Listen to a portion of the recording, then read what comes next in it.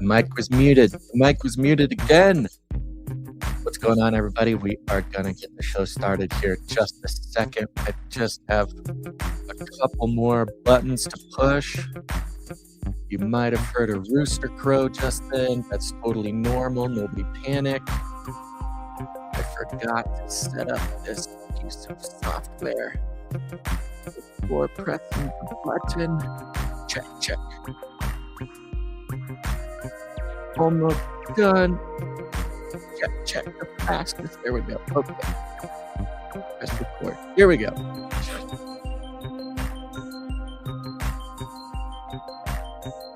All right. Up. Rooster's popping off today. Okay, what's going on, everybody? I'm here. Who we got going? Got Caretaker Dan. We got Tinfoil Hat Man's here. Jason's here. Boom shakalaka. Okay, the music's fading out. We're doing it. We're just giving people a second to get into the room to say hi. This is Canary Clubhouse. We're going to have a good time. Just an opportunity to get together, fellowship, see what the Lord's doing on a Thursday. Lots of craziness. All the craziness that we expected. I don't know, man. It's all happening again this year. Got some good things. We got some bad things. We got good things designed to look like bad things. We got bad things designed to look like good things. But we called it here on this show. They're going to keep the narrative cranked up to maximum. We'll talk about that. But we have a special superpower here as children of God, and that is an impenetrable force field that protects us from the wiles of the enemy, the fiery darts, etc. Okie dokie. Scotty says, listening from work. Thank you, sir. Blessings. Okay, we're going to get the show started here in just a second, so don't go anywhere. We will officially start the show. Just a heads up. Should get on the Canary Cry text message alert system. Text the word Canary to 877-740-3226. You'll get a notification from me before we go live throughout the week. This is not the number to call into the show. We've had some people a little confused. This is not a phone number that you can call to get on the show. This is for the text message alert system, which you should be on. But it is a call-in show, and you will see the call-in link down there in the description of the video. It's the same link every week, so you should just save it, hold on to it. If you want to call in, should start lining up now if you want to call in. Click on that link or copy and paste it into a browser. It'll ask you a couple questions. Then it'll put you into the back room where you can watch the show, listen to the show, hang out back there, chat with other people in the room. Then when it's time, I'll bring you up. Okie dokie. Here we go. You know how this works.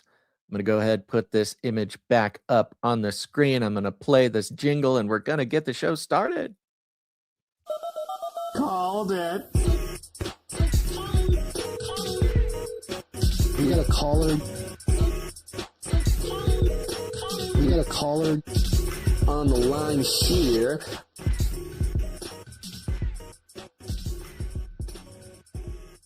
What's going on, everybody? It's me, your best buddy Basil, and you're tuning in to Canary Cry Clubhouse. Don't freak out. Don't be scared. This is not a news show, okay? I know there's headlines out there. I know people are paying attention. Stop paying attention. Okay, well, I mean, pay attention if you want to pay attention. But the theme for this year is keeping a level head. I don't know if you can hear that rooster in the background, but he is not keeping a level head. The propaganda rooster is at an all-time high today. I think he has a brain neural computer brain interface that connects him directly to the sewage pipe of headlines and news that is the internet. And he just kind of pops off sometimes when things, when the messaging gets too rowdy. And he doesn't think that we're as concerned as we should be. That's the whole thing, you know.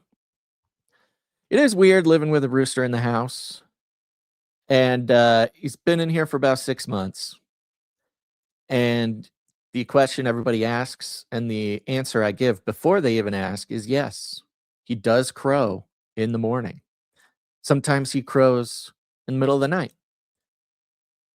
It doesn't seem to be on a schedule. It's just kind of whenever he wants to. 1:30 in the morning is kind of a common crowing time.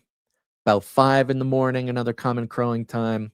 About noon in the afternoon is a common crowing time. Basically, whenever I'm live streaming is a kind of high frequency rooster crowing time, which is why I'm convinced he is an agent of some clandestine force here to probably deprive me of sleep is a big part of it. There's some sort of very powerful sort of mind control, propaganda, social engineering effect that this rooster is having. Not only does he deprive me of good, long lasting sleep, but he also interrupts my very important work of yelling on the internet. So I wouldn't necessarily recommend it. I've told the story before. Once the weather gets warm, he's going to be integrated with the rest of the flock, but that's neither here nor there. This is a call-in show. Did I say that already? It's a call-in show. I think I said that already. So click on the link or copy and paste it. It's right there in the description. Right there in the description. If somebody in chat can't find it, somebody copy and paste it into the chat for them, please, because that's what we're going to be doing. We're checking in. We're making sure the family is all good this week, and we're going to see what the Holy Spirit has to say to us. I am aware about the topic of war in Iran. I am aware of Prince Andrew getting arrested. Of course, it's a big day for news. It's a Thursday. It's a day that ends in Y. So it's 2026. If the day ends in Y, it's going to be an exciting and cage rattling news headline day. But I will say, all I think I'll really say, I don't know, I'm actually not in control of what I say here. But what I'll say for now is that we told you so. We told you. We told you. The narrative is going to get scarier and scarier. The stakes are going to get higher and higher. You didn't think the stakes could get any higher, but they just keep getting higher. And that's on purpose, right? But one thing that we feel a strong conviction here on the show and here in my head and my heart is that the worst possible scenario, I don't think we'll get the worst possible outcomes. I think we will repeatedly get the least worst possible outcomes. This happens in life, rather. This happens in life often for me. Stakes are high. Very rarely does the worst possible outcome, no matter how convinced I am in my own head, my own heart, that the worst possible outcome is the most likely one. Thankfully, the worst possible outcome is rarely the one that comes to fruition. And we don't want to miss the point. The point of this is not, my brain's so dumb. I shouldn't just worry about stuff. It's a little bit of an egoic thing, a little bit prideful, a little bit focused on the self there. Oh, I was so silly for thinking the worst possible outcome. You weren't silly. All the data you were given was pointing towards the worst possible outcome, just like we are now bombarded with every day on the news. The worst possible outcome feels like, given the information that we are given, the most reliable outcome being the worst one. But we have been shown and will continue to be shown that the least worst possible outcome may very well be the outcome of all these situations.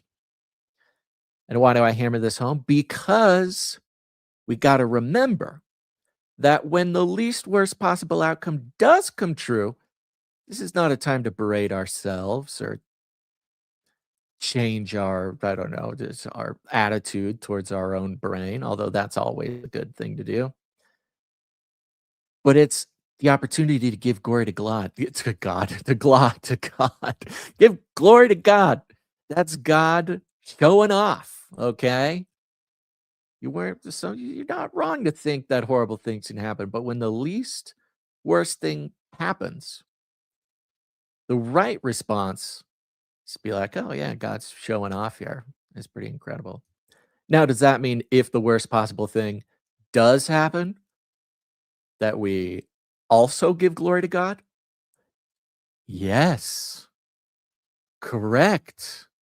That is also the thing that happens if the worst possible outcome happens. You're getting it. Look, it took me like 30 something years of following God to understand that the answer in both of those situations is yes. You give the glory to God because we have no idea what's going on. That's all I'll say for now. I do want to give a shout out to everybody here live. Thanks for being here. I think technically this is a little bit of an early episode, although my mind is erased after every one of these um, episodes. Let's see here. Oh, somebody is popping off on the text message alert system. That'll take me a second to go through. But it is a call-in show, so we're going to do some call-ins. Let's just get right to it. Here's the thing. I got some stuff going on today, I thought about not doing the show because I kind of need to run into town. I kind of got to get some animal feed. I kind of got to run some errands. But I can do that later. It's okay. It's still early in the day. And so I'm enthusiastic and expectant, as always, to see what God's doing on today's show. Remember, anybody can call in for any reason. You don't need to have some sort of mind-blowing revelation. You don't need to have some sort of entertaining anecdote. You certainly don't need to have a very complicated conspiracy theory that you would like to walk me through. You certainly don't have to impress me or anybody else. You can just call and say hi. It's not our job to do interesting stuff. That's God's job. And isn't that a relief? Now you got to do, click that link down in the description. Follow the instructions. Anybody can do it, any device. Okay. Well, we're going to jump right into it. We'll see what kind of timing God has for today's show. Who do we got? Oh, we got a caller right here. His name is Rod. You know him. You love him. He's from the Millennial Mustard Seed podcast. Let's bring him on stage. What's up, buddy? How are you, Rod? Best buddy Baz. What is happening, bro? Good to talk to you. Good to see you. Looking cool on the video, man. What's up with you today? Man, I was just out running in town doing my errands and wanted to hop on, so caught me Yes, by surprise. I guess I'm the first person in. You I were know. saying the whole no, man, there's so much going on in the world, right? And Mhm. God is really looking for people that are willing to cast their anxieties on him. Yeah, Anxiety is a big deal for a lot of people. And so what's crazy is as you were saying that the intro there, I pull up First Peter, and can I read this to everybody? please I'll do. read a couple lines. This is First Peter 5, starting in verse 1. It says, "To the elders and the flock, to the elders among you, I appeal as a fellow elder and a witness of Christ's sufferings, who also will share in the glory to be revealed. Be shepherds of God's flock that is under your care. Watch over them, not because you must, but because you are willing, as God wants you to be, not Mm, pursuing dishonest gain, but eager to serve, not lording over those entrusted to you, but being examples to the flock. And when Christ, the chief shepherd, appears, you will receive a crown of glory that will never fade away. In the same way, you who are younger, submit yourselves to the elder. All of you, clothe yourselves with humility towards one another. Mm.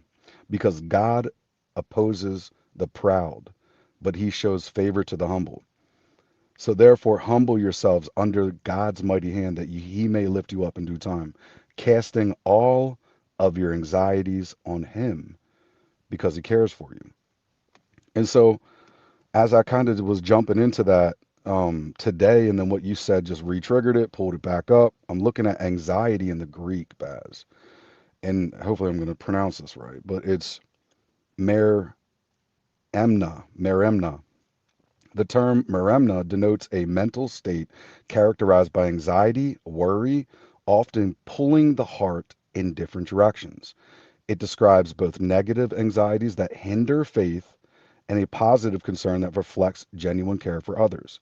In biblical context, New Testament, mer merimna, hopefully I'm saying that right once again, is often That looks right. associated with I'm looking at it here.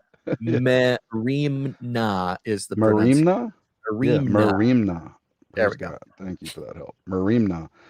Um, it it can be trusting God, emphasizing the need for believers to rely on divine provisions and care. It appears in various passages illustrating how anxiety can distract from spiritual focus and trust in God.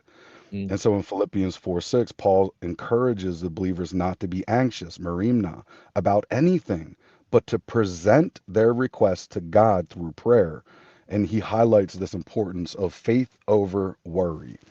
And so we do live in I guess my speak piece, man, is there's anxieties out there and none of us are exempt. It'll knock on your door, listener, and it knocks on my door. And so we have these options, this choices, real time to say, you know what? He cares for me. I'm going to lay down my anxieties. I don't want to be pulled in different directions. I want to focus and have time. I want to have that relationship with God. And so I feel like I needed to hear that said out loud, and somebody else needs to hear that just because it's the living word. It's encouragement. And as the world goes crazy and as things are revealed and the veils being torn and ripped back and we're seeing the true state of so many things, for many of us who are spirit filled are seeing it increase and grow and grow. God is still standing on his word when he says, don't let none of it worry you. You're not thrown to the wayside. You're not forgotten. Cast all those anxieties on him. And then he talks about these divine provisions, God divinely coming through on your behalf. And there's nothing more beautiful, in my opinion, listeners out there, than a secret prayer, shutting your door and praying in secret. Whether you're in your car or you're in your house or out for a walk, man, there's something beautiful about that. And that's pretty much all I had to say, buddy. I love it, man. No, it's a strong word for today. And yeah, the Marimna, that's a good one to remember, but Marina. that verse is so applicable, or that set of verses you read is so applicable in so many different situations. But Yes. yeah, and remembering that it's not just, it's easy for us to be like, oh yeah, the elites and the media, they want to keep us anxious. We all Yep. know that the elites and the lizard people and Yes. the media and the politicians, and they're Yeah. all kind of working together, if not in concert, at least incentivized by the same things to keep us anxious, because our anxious reactions to things, plays into anxiety. We all know that. But Exactly. it's also good to remember that the devil wants us anxious. To be in the state of anxiety is being right where the devil wants And for me, it's funny because I almost feel like I practice a sort of what's the word? What's the word when you're like scared of something? Like if I'm scared of tigers, so then I go like sleep in a tiger cage to like Yeah. I forget. It's got a name. I forget what it is. Somebody in the chat help me with the name. Uh, anyways, that kind of thing. Agoraphobia. Yeah, it's something Like a therapy, exposure therapy. That's oh, what it is. exposure therapy. Oh, okay, okay. Yeah. So I feel like, thankfully God has me in a place where it's like I'm daily practicing exposure therapy, just like, we have over the years, many, many listeners. God bless them. We love them. Many people in the community that we just consider our brothers and sisters. And I'm always inviting people to take a break from Canary Cry News Talk if they need, because it can just kind of like really catch up to you. It can really start affecting you, these types of things. And for me, I'm like still kind of forced into the headlines every day. I'm forced into, Mm-hmm. not just reading them, but then like analyzing, digging in. It's like this exposure therapy kind of thing. So I'm actually Mhm. kind of grateful for that, because through that sort of exposure therapy, I have built up some sort of immune response to Mhm. the, I don't know, the anxiety that those are sort of designed around. Um, and the one thing that rings for me Mm. with when it comes to anxiety is it feels so self-centered. It Mhm. feels a little prideful. And gosh, I totally look, I'm not saying I don't feel anxiety, folks. I feel it all the time. It just happens to be about like maybe less visible and obvious things. But there is a certain aspect of anxiety that's very sort of like self-centered. And you think, what is the enemy constantly trying to get us to do? What has the enemy done since the garden? His number one best trick to separate us from God or the will of God or seeking God is to make us focus on ourself, what we can accomplish, how we can become gods. Questioning the word of God. I mean, right there, like you just read, the word of God says, don't be anxious, cast your anxieties upon God. The enemy comes in and says, well, did he really say that? I mean, look, you got a lot of good reasons to be anxious. Look at all these headlines. Look at your bank account. Look at your relationships. You got all sorts of stuff to be Exactly. anxious about. And if you should worry about those things, because how are you going to solve your problems if you don't worry about them? That's kind of like part of the modern psychological, psychobabble kind of stuff, Yeah. which is like, no, anxiety is good. It's just a signal. Anxiety is just telling you what you care about.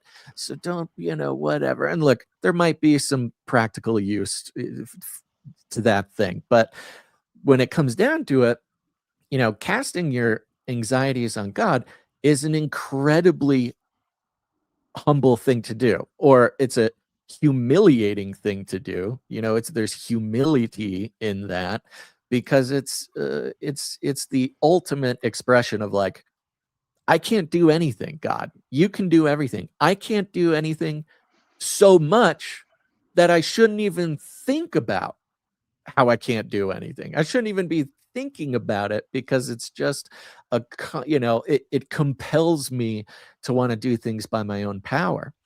And Exactly. look, this is all easier said than done, and very fun to theorize in our quiet times or in our podcast times where we get to talk about weird stuff. But it is a battle as ancient as humanity itself. This draw, and to a degree, there's something about anxiety that, like, in a weird way, kind of feels good. For me, I've been there and I'm there often, like, especially with stuff with the news. Like, for me, I'll justify, like, well, I have to know about this.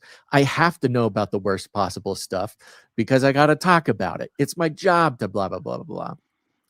But there's like something that feels good about the anxiety, which I think makes it more difficult for us to throw it away. We hold on to it. Think of all the other things in our lives that we know shouldn't be there, that we know God doesn't want us to be holding on to, and we're just holding on to it, even though we know it's bad. This goes all the way from addiction to, ungodly relationships, to all the way to anxiety. We have this clenching, uh, sort of instinct to hold on to these things, and we often don't even know why. We know they're bad for us. And so, this is something everybody's going to be dealing with. Again, it is number one, very natural. Number two, we have a total elite global media mind control matrix formed around us that wants nothing more than to keep us in that anxious state. And so, there's a bit of sort of like holy rebellion with at least attempting, at least having the desire to cast the anxieties away from us. So, anyways, there's my rant on that. Yeah, God bless you, Rod. I mean, if this is not the sort of summation of the human battle on a daily basis, I don't know what is. Exactly. So well said. It's one of the things that I've often considered is that are all of the present hardships and opportunities of the false reality overlay or the illusory overlay of these Mm, reptilian overlords, is all of it the opportunity for you as an individual, a son or daughter of God, for it to be pushed up against you so that who you are in Him can be revealed through the struggle, through the process, through the refinery, through the battle, through the, you know what I mean? mhm. And it's like, how about that for a mind shift? Because you're so right. You've been trained by this crazy world simulation of Nephilim lizards to focus on everything but the Word of God, to put all of, right? I need all these passcodes I got to remember. I have to pay all of these bills. All of these due dates are coming. I need to be, right? I need to get everything in order, right? And we think Yeah. getting our house in order is and being orderly is abiding by the beast system that harnesses the plow to our back and makes us produce. But there's liberation. You said at one point, you were like, it feels really good to get rid of the anxiety, like to let it go. So like when it comes, you realize, okay, my body's showing me, my central nervous system, maybe you're clenching your fist, maybe, right? You're starting to get a headache because you're dealing with all of the pressures of the world. That is the moment that we have the choice to release it and let it go. And that's where supernatural provision comes in, because the enemy is trying his hardest to systematically desensitize all of us to it and get you in the trauma cycle of misery and pain and frustration and confusion. God is not the author of confusion, right? So I love the way that you said that, Basil, because you let it go, you throw it away. It's like casting your cares upon Him. That's another word I started looking at in the Greek a couple weeks ago. My buddy Nick Long brought it up, and he means it means in a nutshell to throw it down, thrust it down at the feet of Him who's greater than you. And it's like, okay, so this is the beauty that the world, the spirit that's in the world, doesn't want you to understand. Because what's greater than the spirit of the world is great, the spirit who is in you, who you are sealed by. And so this is the super soldier program for heaven, is speaking faith and life and planting those seeds and watering those seeds and finding those opportunities to, man, I don't know, even be vulnerable. It's okay to not have it all together. There's so many times where I'm like, oh my God, I really need you right now, Father. I don't know how to handle this. I don't know how to, deal with this situation, this relationship, this business deal, this pressure that's coming on me. But these are the opportunities in the days that we live in to show ourselves we're of the faith. And there's only Mm, one way to do it, you guys, to be tested, to be tried, to be put in situations that are so uncomfortable that even your body is saying, oh, anxiety, oh, stress headache, oh, right? Whatever, confusion. This is where we take up the sword, we take up the armor listed in Ephesians, and we start making the declarations. And the last thing I'll say is speaking out the word of God is your powerhouse move against these Nephilim agendas. Because everything mm. we're facing is a byproduct of the Nephilim agenda. If you really want to get down to the nitty and gritty, all Right. of it is a byproduct of their strategic attack against us. So when we speak out the word, especially with an authority, and I don't mean you have to be like, over animated or anything, just be who you are. Some people can speak with an authority at a still small voice, right? You don't need to throw your hands around and talk like you're from outside of Philly like I do. I like talking with my hands. My hands are always going. But for however that communicates through, speaking the word out of your mouth, do not Right. underestimate the power there. And Yeah. yeah, I'm encouraged by what you said.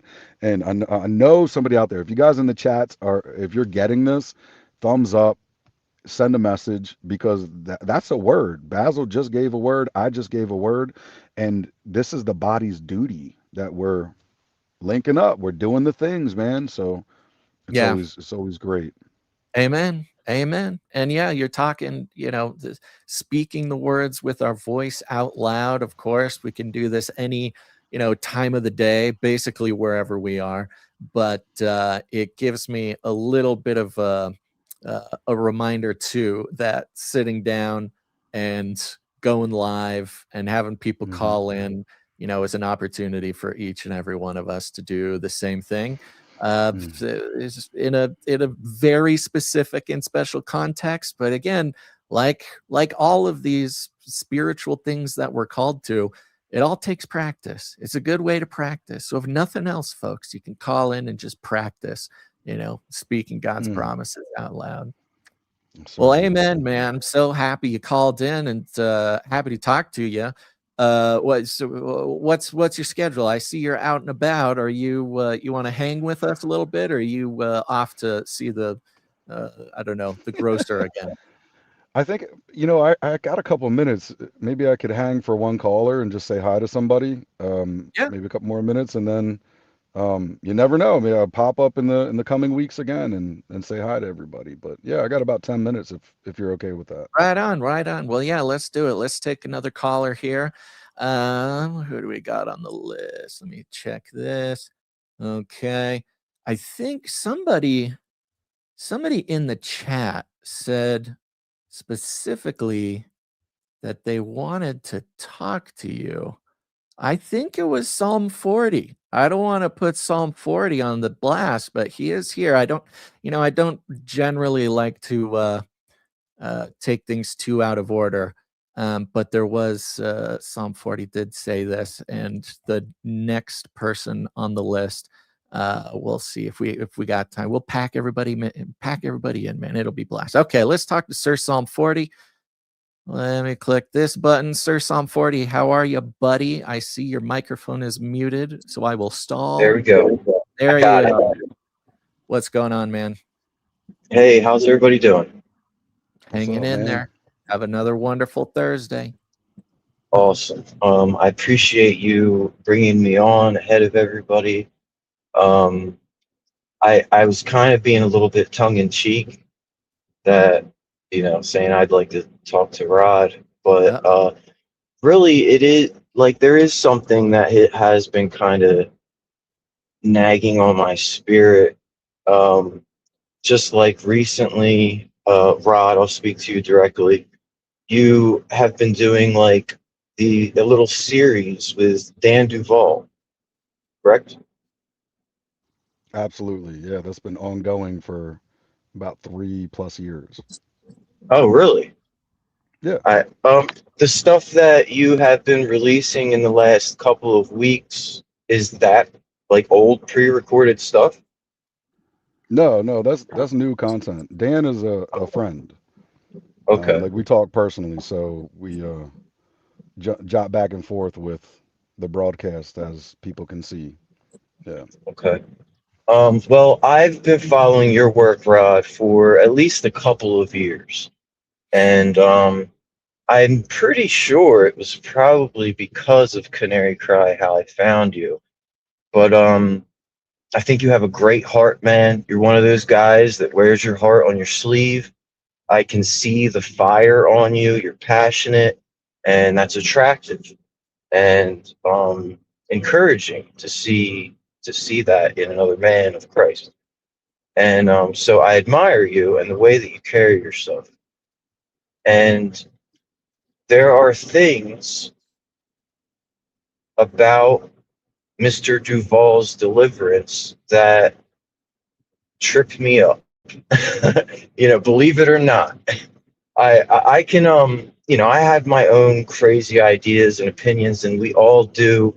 And I am most definitely not a judge of anybody, but I cannot get over how it could be possible for a human, a man created in the image of God, to have generational sins attached to them that originated pre Adam.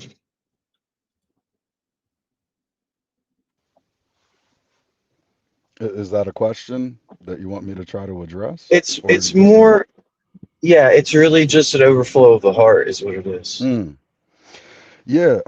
I mean, the first thing I'll say is in my journey with, interviewing so many different people and having the position to be able to speak with a lot of these people even privately and kind of get a glimpse right behind the scenes and to make friends with some of these people in the space. I've never agreed with everything that's come out of the mouth of every other like every person I've dealt with, right? So I'm kind of notorious for saying we all have a little something wrong and a little something right. What I will say is that it's weirder and deeper and more fringe most of the time than we'd like to admit, or even our faith journey will allow, depending on the season that we're in. And that's not to be like someone's lower if they don't understand the revelation. What I thought was interesting about what Dan does that I really believe in, as I said on the most, I guess you're referring to probably the most recent episode that dropped within the last week. Um, Genuinely, I have tapped into a lot of what he's talking about in the spirit. There's times where I was very vulnerable and transparent on the episode where I'm like, I don't get it all the time. There's times where I'm like, there's a blockade up or it doesn't make sense to me. But there's times where I'm in the spirit and I'm listening, I'm reading, I'm humbling myself before God, and I see this interconnectivity that I believe is important. So one of the things I'm noted for on the Millennial Mustard Seed is I like to highlight what people are doing right, and I always encourage the listeners for you guys to pray and to seek things out, work out your salvation with fear and trembling. I said even on that episode, don't take my word for it, don't take Dan's word for it. You seek it out. And I actually did say, is this revelation for everybody? Like, is this even important enough that everybody needs to talk about it? Or like, how do we get there? Like, because if I'm just tapping into it, I can't say that everybody else is making sense of it, right? And that's just my way of kind of saying, um, there's extreme content and perspectives that I've pushed over the years, and I don't always agree with everything, but I got a lot of love and respect for Dan. You know, I'll say the same thing publicly, I'll say privately. There's also times where I've disagreed with him and we've had minor arguments, right? It's just from a man to another man, right? But I think one of the things that people are getting a little bit confused with that, and I'll try to be short-winded, Baz. I apologize if I'm taking too long to answer in Psalm 40, but I think one of the things that was interesting for me is I got into the revelation that man defined biblically is triune, which is body, soul, and spirit. So when we see the word Adamah or man in the Bible, it's talking about three components that, this is my perspective, that make man: body, soul, and spirit. And I think a lot of the times people are using humanity or man the way that the Bible uses man to associate what Dan is talking about with pre-Adam traumas or, pre-Adam issues, right? But what he's saying is it's the spirit. So he leans into a perspective which I agree with, that God is a spirit. We must worship in spirit and truth. And so all things were made by Christ, through Christ, and for Christ, right? Just like God says to the prophet, I ordained you a prophet in your mother's womb. I knitted you together. I knew you beforehand. The reference there is before you came through the matrix or the birth canal of life, man, before you hit the scene as man defined biblically, which is body, soul, and spirit. And so I think that there's definitely something to the idea. I'm not going to say I agree exclusively with it. And I think I was pretty open on that episode, Psalms 40, that this is worth the investigation for my space, like who I am. But it's not for everybody. There's more than compelling scriptures there to be like, wow. So if I'm in Christ, right, the spirit that's in me is greater than the spirit of the world. I'm sealed in him, and he knew me before I came here. That means there's a part of my spirit that has a position, right? How am I seated in heavenly places with Christ Jesus right now? Well, I'm in my car in Montgomery County, Pennsylvania. You know what I mean? But I am seated in heavenly places in a council with the Lord. And I believe that this is language that needs digesting, and it needs humility, and it needs conversation. And I'll just say, Psalm 40, I super respect you for like kind of confronting that and being like, yo, Rod, it was a little tongue in cheek in the chat, but I want to call you out on that. An open rebuke is better than a hidden love. All right. I'm going to keep it 100 Yeah, with you. amen. I don't play no games, but there's something there to digest. And I'll just end it by saying this: everybody has to take anything that you hear out of my mouth, out of anybody's mouth. You need to take it to the closet and pray about it, because there's so many layers. God conceals so much for certain times. It's just like if I go back 10 years ago on the Nephilim topic, And I'm like, there's no way reptilian people are running the world. I can tell you with a straight face right now, there's definitely shining serpents that are manipulating the illusory overlay, as best buddy Basil would say. It is taking place, my friend. Now, there's other people that I still run into that think I'm crazy for thinking that. And then I start thinking about my process of how I arrived there. And I'm like, wow, tears and reading and challenging myself and getting into word studies, spending time with the Lord over a long period of time, I'm like, I got no issues with that now. So I think that caution is totally respectable. Psalm 40, absolutely. And kudos for you, man, for calling me out, because I ain't got nothing to hide. I'll keep it 100 with you. Yeah, iron sharpening iron, if you can imagine that illustration, it's not a pleasant process. There's sparks. There's sparks and metal Yes. shavings everywhere. Yeah. So, really, it was Michael Heiser who really made me start taking the Bible seriously.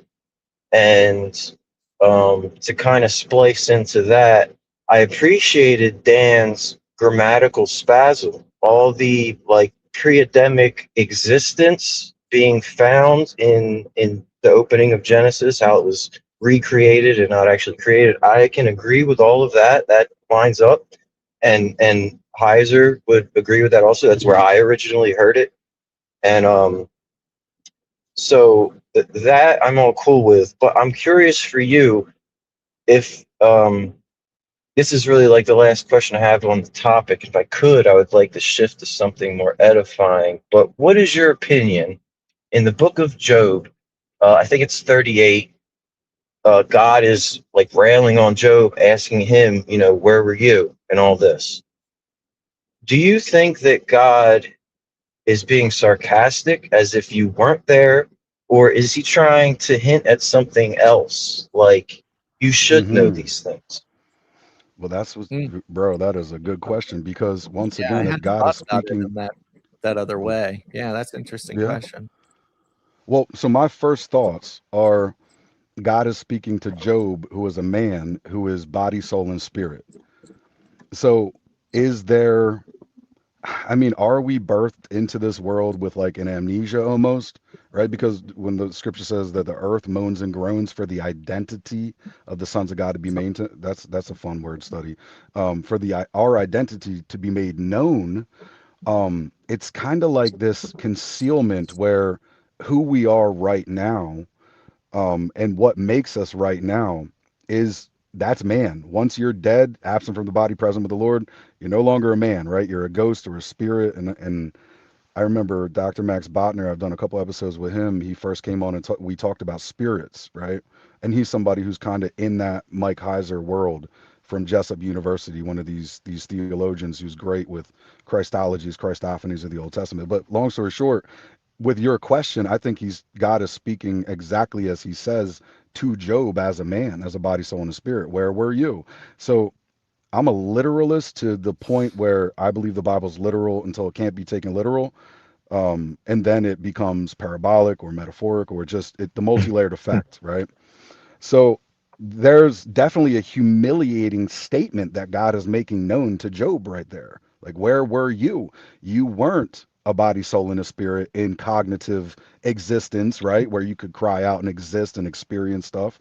Where were you? But I don't really know what else to say to that. I think that's a cliffhanger for sure. That's an excellent question. Maybe Basil can help brush up on that, but it No, I perplexes me mean, a little bit. And this is why I'm back and forth. This is why I'll tell you I don't know. If I don't know, I'll it's tell you.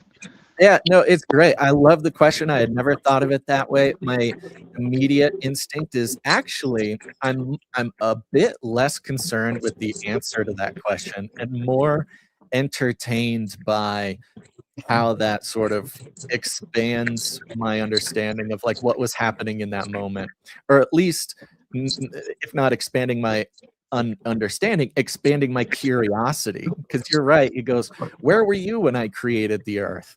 And it could be both like how I think most of us take it, like you weren't there, you It don't know, actually it or the reminds other me way, of, I'm sorry, but real quick, it reminded me of Adam. Where are you? yeah, it's got God knew where he was. yeah. Yeah, well, and the other side of it is like, where were you? Like, you were right there. Remember this, like, call for Job to remember, which That is the Old so good. Testament is just I mean, for me, often I look at the cycles of the Old Testament, and it's just a Yes. constant cycle of forgetting and remembering. And, Yes. this is not to say, I don't know, I think that we can remember our material lives. I don't know any about that. Maybe this question opens up too much of that for me to even go down the rabbit hole. But it is also an interesting dynamic between God and Job, where God's basically saying, like, you saw me do this. Like, you know that I created everything. You were there, perhaps. And so, what's your deal with pretending that you don't know who I am? Both ways it kind of Mm. chastises Job in similar ways, whether he was or was not, had some sort of pre-Adamic existence. But I just think That's so God's good. attitude there is so fun. That's so good, Baz. Wow. Yeah, and you and I, Baz, actually had the conversation about remember in the Bible. In the book of Deuteronomy, the term remember is used more than any other word. Yeah. And Yeah. it's a book, it's Moses's farewell, like his final, hey guys, you better get this straight. And he kept telling them, remember what happened in Egypt. Remember when God destroyed Babel. Remember these things. This is who we serve. Yeah. Yeah. I mean, that's the whole thing, man. I mean, again, even back to the anxiety conversation, how do you let go of anxiety? How is that possible? Well, for me, it's remembering all the times that God took care of it, remembering the promises that he's made. Remember, it feels like most of our struggles come from either misremembering or forgetting to remember exactly God's place. It's similar to the thing with Job. Like, where were you when I took care of this last time? Like, where were you when I brought you out of that disaster? Where were you? Like, either where were you? Were you not paying attention? I mean, we were there every time God has saved us from the worst possible outcome in our lives. We were there. We have no excuse not to remember how many times that he's done it, and So good. reminded us of his glory. Yeah, I no, if I I'm sorry. I really want to I want to pick I wish I could pick Rod's brain. I have another question for him, but I'm going to go with fear and anxiety instead. When you were talking about that earlier, of course, the first thing that came to my mind was perfect love casts out all fear. And what is love? It's kind and patient, and it doesn't insist on its own way. So if the It endures opposite, all things. exactly, even anxiety and fear, but the opposite of fear, it's a cliche, a corny cliche, but it's faith. Because if you are anxious about something, you are expecting, you are you having faith in something bad that's going to happen to you. right. Yeah. Yeah, which So, is a scary thought. is there a question? I don't know if I missed it, Psalm 40, if there's a question there, No, or no, just that want me that was to. just Oh, yeah, that was just a random thought. But totally off subject. My question I had for you is totally off subject. It was back to literal Bible, unless you had something mhm. to say. One thing I'll say, and the first thought I had as you brought that up, the opposite of fear being faith. It's possible. I mean, faith is the substance of things hoped for. It's the evidence of the unseen. Fear can sometimes be what you're being stared down by, right? For those people out there who've had cryptid encounters or seen stuff in the sky or sleep paralysis. Good friend of mine, Vicky Joy Anderson, was just talking with her earlier today. People do experience that. So sometimes fear can be what's in your room, but it also, the enemy can mess you up where you fabricate scenarios in your mind that aren't even real. Like somehow you land in your thinking process about, you're fearing an outcome that's not even your reality. So that's an interesting one with fear. And then the placebo and nocebo effect is an interesting one, Psalm 40. Take a look at the medical terms placebo and nocebo. I've talked about those on the show before, which placebo is you having this negative connotation about the outcome of taking a medicine, right? So they'll do these blind studies where you get a sugar pill, but you're told it's whatever, an aspirin or some type of medication, and people will actually bring on the via negativa, the side effects, and they'll produce it themselves. There's nothing in the medication that actually rewires, the brain or messes with the body's systems. And the nocebo is this medical term where you automatically associate something negative happening from a medication, and you bring on those negative connotations. And this can happen in the good too, like people with the placebo. I mean, people have actually taken a sugar pill and was told it was a pain reliever, and their GABA receptors in their brain cut off pain signals, just like it was an opiate or something like that. Like, it's crazy when you look at the intelligent design of the body and how our beliefs really do affect the world around us. But that's kind of all I had to say, is just take a peek into that. It's a little bit weird and fun to dig around with. And did you have Yeah. a final question for me? I got kind of a hard close in like 2 or 3 minutes here. Yeah, it's such a can of worms though. But taking the Bible literally, how do you do that in the case of Jesus Christ talking about his return in this generation, and then, Paul and Peter and John all saying that they are sharing in the last hour in time of tribulation, et cetera, et cetera. Have you given this topic its due diligence, or do you Oh trust yeah. the experts? I mean, I trust the Holy Spirit. The Holy Spirit's our teacher at the end of the day. I respect and love, and I try to highlight the experts. I don't always agree. I did episodes, a couple minis, right, with Pete from the Days of Noah. Shout out to him, on time. And we started looking at the Curios and the Chronos and looking at time in general. And bro, you're asking me questions that like are an episode. My God, this is pressure to try to get a decent answer. But I'll say it like this. We all have a little something wrong. We all have a little something right. Jesus went up into the clouds and he will return on the clouds. I also did a mini episode on clouds. It's mentioned, so many times in the Bible. It's not, clouds are not what most people think they are. It's worth your time to look into clouds, guys. My God, it's fantastic. But he's going to return on the clouds. Literally, I believe in the Hashemayim's, he's going to crack the sky like a supernova, pull back the veil, and step down. I believe that literally. I don't think it's allegory or metaphorical or poetic language or something mystical or only spiritual. I think he's gonna, remake the heavens and the earth, as he says. Now, when all this happens, I'm not a timeline guy. I don't get into that like date setting and all that stuff. As far as those guys, the apostles, like you mentioned, Psalms 40 saying we're living in the last hours, we're living in these last moments. There, once again, there's some really deep synchronicities into this idea of time being for us.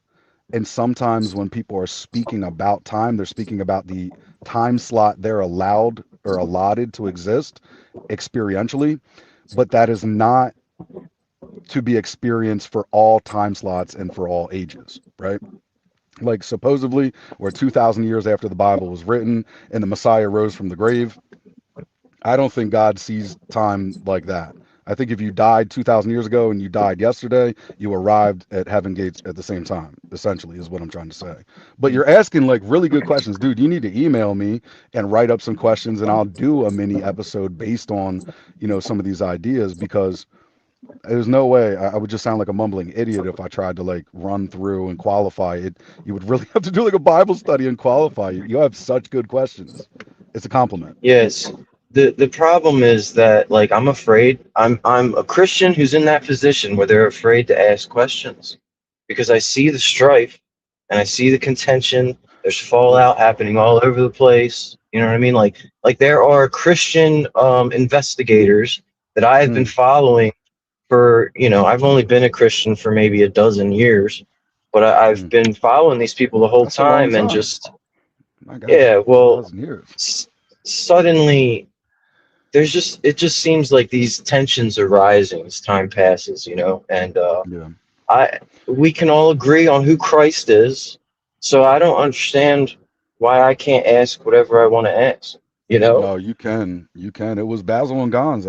I was actually on the phone with Baz earlier, and we were just chatting, and I mentioned to him, like, it's crazy that I get to call you my friend.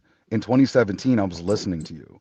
You know what I mean? Like, Yeah. and these guys, Basil and Gons, just so much love to these guys because they helped my process of, and I've testified on this before. This is nothing brand new, that they were demonstrating to me, just as I read in First Peter, right? Demonstrate yourself in humility among the body, right? Don't take it for granted. Be a willing servant. They were showing me it's okay to ask questions. The Bible's not going to evaporate and disappear because you got complex questions. Any level of investigation, it's going to be beautiful, and those who seek will find. Those who knock, it'll be opened up to you. Your persistence, you got to want God more than you want your next breath. You got to want God more than you want the next armchair researcher's definition about this and that. You got to want God more than you want anything in the world. You got to be willing to look like a psycho person. You got, like the Apostle Paul says, I am beside myself for Christ, right? I'm willing to put myself in positions to look crazy for his sake. And it takes a little bit of that psycho energy to chase after the Lord. And everything that you get is not always going to be like the game changer answer when you have a good question. But I guarantee you, Psalm 40, if you continue to press in and sit with the Lord, he'll highlight what I call the majors: humility, meekness, love. Like, this is why I work with people that I disagree with, because I love them. I'm like, oh, let me highlight what you're doing right. I'll let you challenge me because I love you, not because I agree with everything you're saying, not because my head's nodding yes to every word coming out of your mouth, but man, you got to test the spirits. And I actually really enjoyed the time I got here on Canary Cry. I feel like I was here a lot longer than I should be or can Oh, be, you're good, but man. I love it, man. I love it. Thank you, Psalm 40, for great questions, and Basil for the grace for letting me rant on for the first part of this. Oh, of course, man. You gotta take off if we hit your time limit here. Yeah, I've hit my time limit. Okay. Well, God bless you, man. Thank you so much. God Yeah, bless you, bro. I'm gonna I talk will to you. say, just with in reference to, yes, that last part of the conversation. Um, yeah, I mean, we have always been, I think, since the very beginning, it's always been very important to us, to for anybody to ask any crazy question and to be able to, in good faith, go back and forth, even if there's a disagreement or whatever. And there are times in the history of Canary Cry where we have occasionally run into somebody who is absolutely closed off to any sort of question or exploration of certain things, and we just don't end up talking to them again. It just doesn't work out. Those are not the kinds of people that we want to spend time with, because yeah, there is it profits all of us to share in our faith, share in our searching out the mysteries of God. And when I'm around, this happened when I was in various churches. I was in various churches that questions were not as welcomed as others, and so you know what, I didn't ask them questions. I asked other people questions. I stuck with my Yes. crazy people, and that's just Yeah. kind of how it is. God bless them if they don't want to talk about what the deal was pre-Adamic, times. That's fine. I got other people I can talk to. So Mhm. that's Do you, do we're you given still this love me blessing. if we disagree? That's That's right. the ultimate question. Exactly, and that's what we try to do here. Thank you so much, Thank you sir. so much, guys. Take it easy, Yeah. Rod. Thank you, Rod. Blessings, man. You Until bet. next time. God bless. Did I do it? Well, that I was did. fun. Yeah, there you go. Thanks for throwing that out there. And yeah, no, I totally love the the coming in with a confrontation about something, which really was not even a confrontation at all. It was a question about something that showed up on his show. That's an important thing to do. Yeah, Um, it went much better than I was expecting, honestly. well, I'm happy to hear that. Went just about as perfect as it could have, in my opinion. So, Yeah, and well, another thing, I just got to say that this really feels like it must have been a divine appointment, because I was literally talking about this exact thing. Like, I wish I could get to talk to this guy, and it literally yeah. just happened. Hey, there you go, man. Canary Cry Clubhouse makes it happen. That's why you show up live, man. Well, is there anything else on your mind here? We threw the timer out the window, but I think it was for profitable reasons. So we might give. No, I butted in line too, so I should probably bolt. You're all good. All right, Sir Psalm 40. Thank you very much, buddy. Great to talk to you. Call in again. Yeah. God bless. God bless. There we go. Fun times. We're loosey goosey, baby. We're making it happen. Next up on the list, we got Mr. B. Moore Busker. Gonna bring him up on stage. What's going on, B. Moore Busker? How are you, buddy? All right, man. How you doing? Hanging in there, staying alive. That's great. Grooving. What's on your mind today? Not way too much. I mean, just trying to get by and, do my thing, play music. That's the main thing. That keeps me afloat, playing music. That's good. I was going to ask if you're staying sane, but it sounds like playing the music is part of staying sane for you. Absolutely. That's definitely a big part of it, for sure. And working on instruments too. Like I do that quite a bit. Like And repairing yeah, accordions or something? yeah, Cajun accordions. Well, not just repair, just making them better. Like, Ooh, modding, upgrades. yeah, totally. Like, there's certain boxes I've got that need a little bit of a leak, right?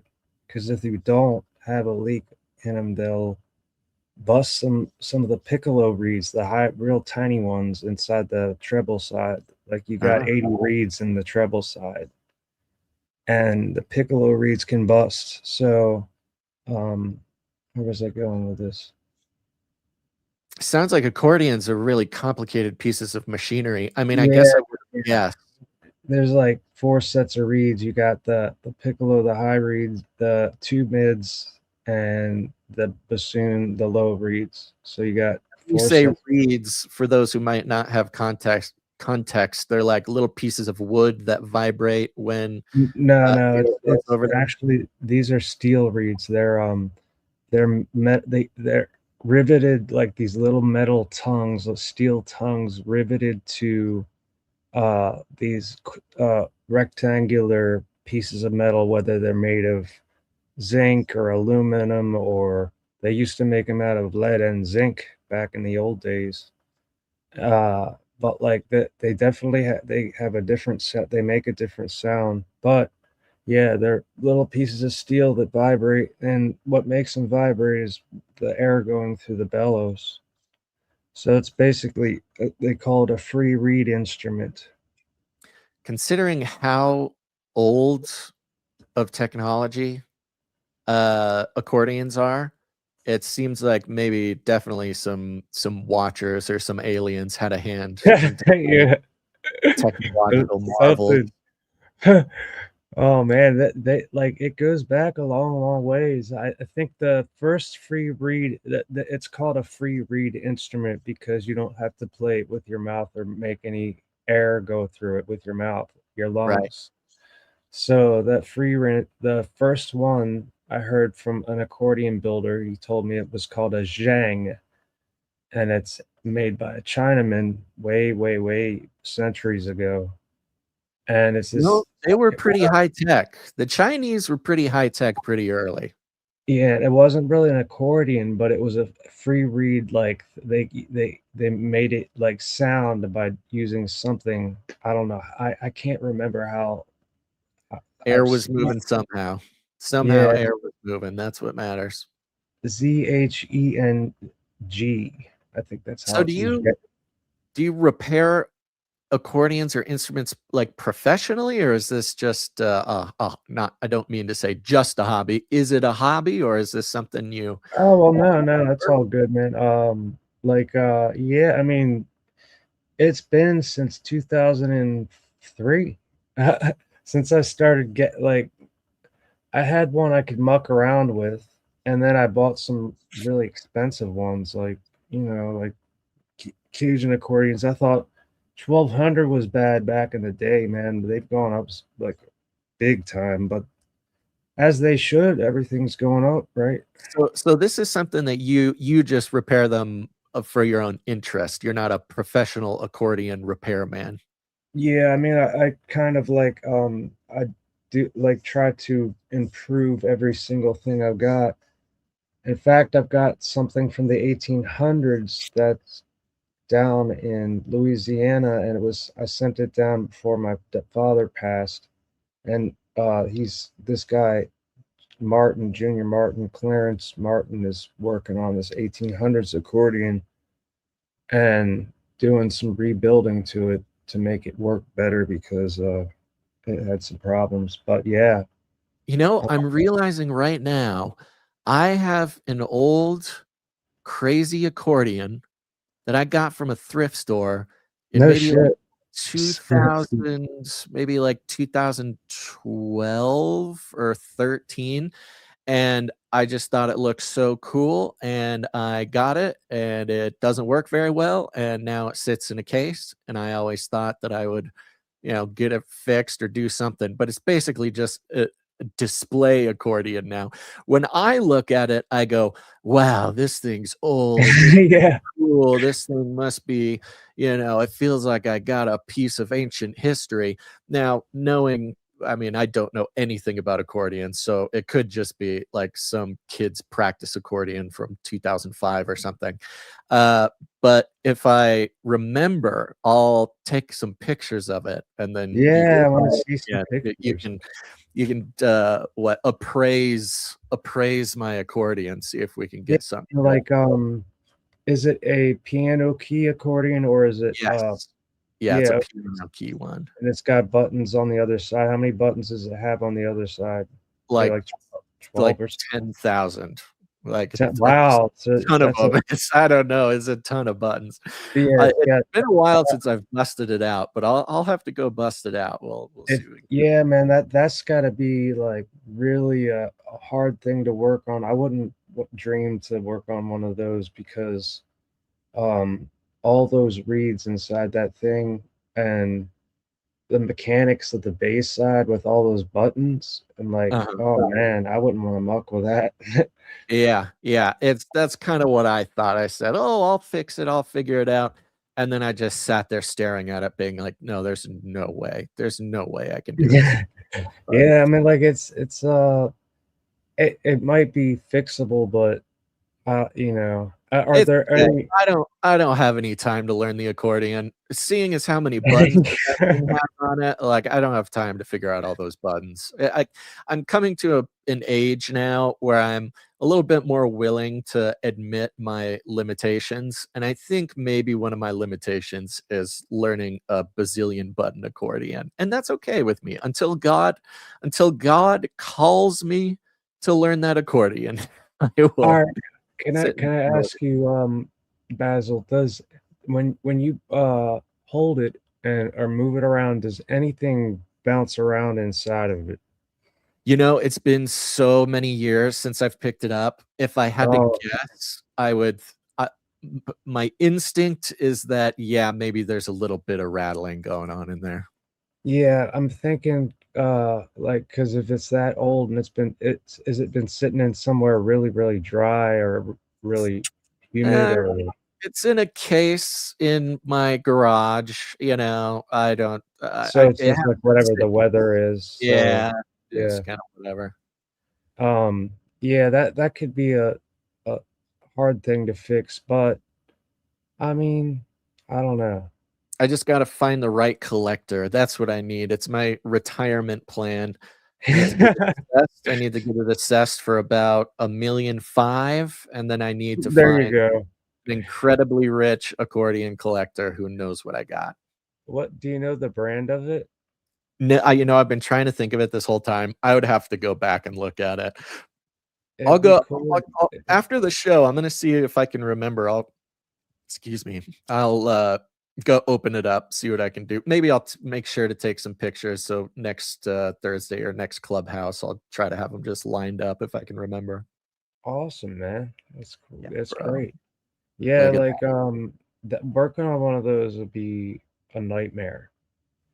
If the like the reeds, they go in like all accordions, no matter what, they got these blocks that are sized to the reeds, like they're cut like these wooden blocks, and the reeds sit up against these rectangles because they are rectangles. The rectangular cavities, they sit on top of the cavities, right? And you put reed wax, which is rosin mixed with beeswax, and you put that around them. And I don't like to do it like the professionals do it, because I would make a mess. They like drip it in with like a plunger or whatever they do, an eyedropper.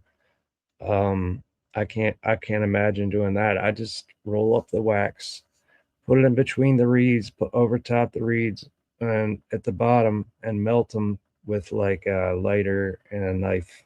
Sounds like a pain in the butt to me. Yeah, I mean, like and my vision's so bad I can't muck with it anymore. So I try not to do any of that. I can possibly tune a push reed because that's on the top. The pull reed's on the bottom, so that I'll has just to come out.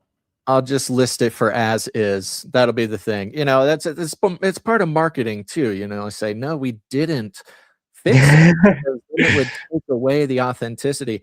You see these what are they called? Antique roadshow things, and I remember seeing this one where this guy had this revolver from like the Civil War or something, and he brings Yeah. it in and he's like, "This is my grandpa's revolver from the Civil War. It's legit. It's even got Civil War bullets in it or whatever."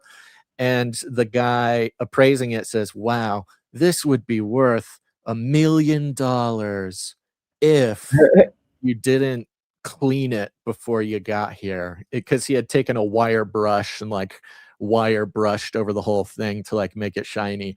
He's like, "Oh, if you didn't fix it, then it'd be worth $1 million. But now Really? you're So it was just the cleaning, or did you do like mechanically I alter th it? I think he took, like, a real wire brush to it, so I think it kind of, like he was trying to scrape off rust, and I think he did enough of it that it took away from the, like, I don't know, the patina. Yeah, Because patina. I was these just gonna say antique that. people Yeah, the dude. antique people love their patina. You gotta pay extra for the patina. Yeah, dude. Like, I got some of these accordions. Well, they got 10 buttons, right? These Cajun accordions, and each button opens a valve on the outside. You can see them, and you push and pull, and it makes noise and all that. So I have some buttons that are brass, and I got this one just sitting there. I'm just waiting for it to like kind of oxidize. Oh, get the patina. I know. Yeah, Brass is a gold mine, if you will, when it comes to patina. This yeah. is good, man. Thanks everybody for tuning into my new podcast, Accordion Talk with Basil and B. Busker. I think we can, I think we've got a market for just pure accordion podcast talk. Dude, that would be great, man. But Well, if I mean, anybody like, could do it, you could do it. Be more Busker. It's always great to talk to you, buddy. I yeah, think absolutely. I we'll go ahead. appreciate you having me up, brother. You bet. Thanks for bringing some variety to the show, buddy. God bless. Good times, man. All right, see you later. Bye. Look at that. You won't get variety like that anywhere else, folks. That's what Clubhouse is all about. If anybody wants to buy a seemingly very old accordion, possibly not very old, but and you've got some real accordion disposable income, send me an email. I got some pictures of a pretty sweet accordion for you. All right, we got another caller here. Let's check in on how Old John is doing. Old John, you're on the show. What's up, buddy? Whoops. Hang on one second. Sorry. No worries. You got time. We got all the time in the world. Okay. Hey, man. What's up? What are you up to? Well, I'm looking for an accordion, and I will pay any price. Good answer. Oh, that's hilarious. Well, what else you got on your mind today? Well, I don't know, man. Not a ton. What about you? It's the beauty of doing this show is if anything comes to mind, I just immediately blurt it out, and then it's not on my mind anymore. You know, things don't stick around for very long up in the old noggin when you do a show like this. So I'm right now an empty vessel, which is that doesn't happen very often. Yeah. Well, I have a couple questions for you. I'd like to hear you ramble about a couple things. Great. But I also got to say, for I don't know, probably a month ago, I really felt like I should call in, and I chickened out. And last week I called in for the first time, and I seriously almost hung out or hung up before you called me up. Are you there? Yeah, I'm glad you stuck around, man. I'm glad you stuck around. You nailed it. Yeah. So anyway, I think everybody should call in. I'm down to hear about whatever. I mean, that's the thing. We're not in control of this show. This is God's show. No pressure. Yeah. Well, I'd love to hear about all the homestead stuff you'd want to talk about. Oh. And I think soon I'll be moving out to the country, and sweet. Yeah. You mean you want to move out to the country? Do you have plans to move to the country? Is this a desire of your heart, or is this plan in motion? It could be in motion. Yeah. I could do it any day if I wanted, but I don't know. It's what's stopping you? What's stopping you? That's a good question. It's my job. I don't know. That's exactly right, bro. There's nothing stopping you. For me, and thanks for kind of asking this question, but it's been a while since I stopped doing Basil's Bunker. I've talked a lot less about the homesteading thing, but I've probably told the story before. So, excuse if I've already said it, but I kind of had it easy when it came to actually making the decision to go off grid and do the thing, because I did it right in the middle of COVID. And so there was just a vibe on earth of like, it's now or never, baby. Whatever you want to do with your life, it's now or never. No looking back. We don't know what's going to happen tomorrow. We don't know if whatever, if it's the apocalypse or if there's martial law or if whatever. And I did have the conversation with myself, with God, or with others when I was figuring it out, because of course there was like what if I get out there and I don't like it, or it doesn't, or I'm bad at it, or for whatever reason. And it's funny because the sort of holy simplicity, which now seems to me obvious, but when you're in it does not seem obvious, is then you just move back into town. It's as simple as that, Yeah.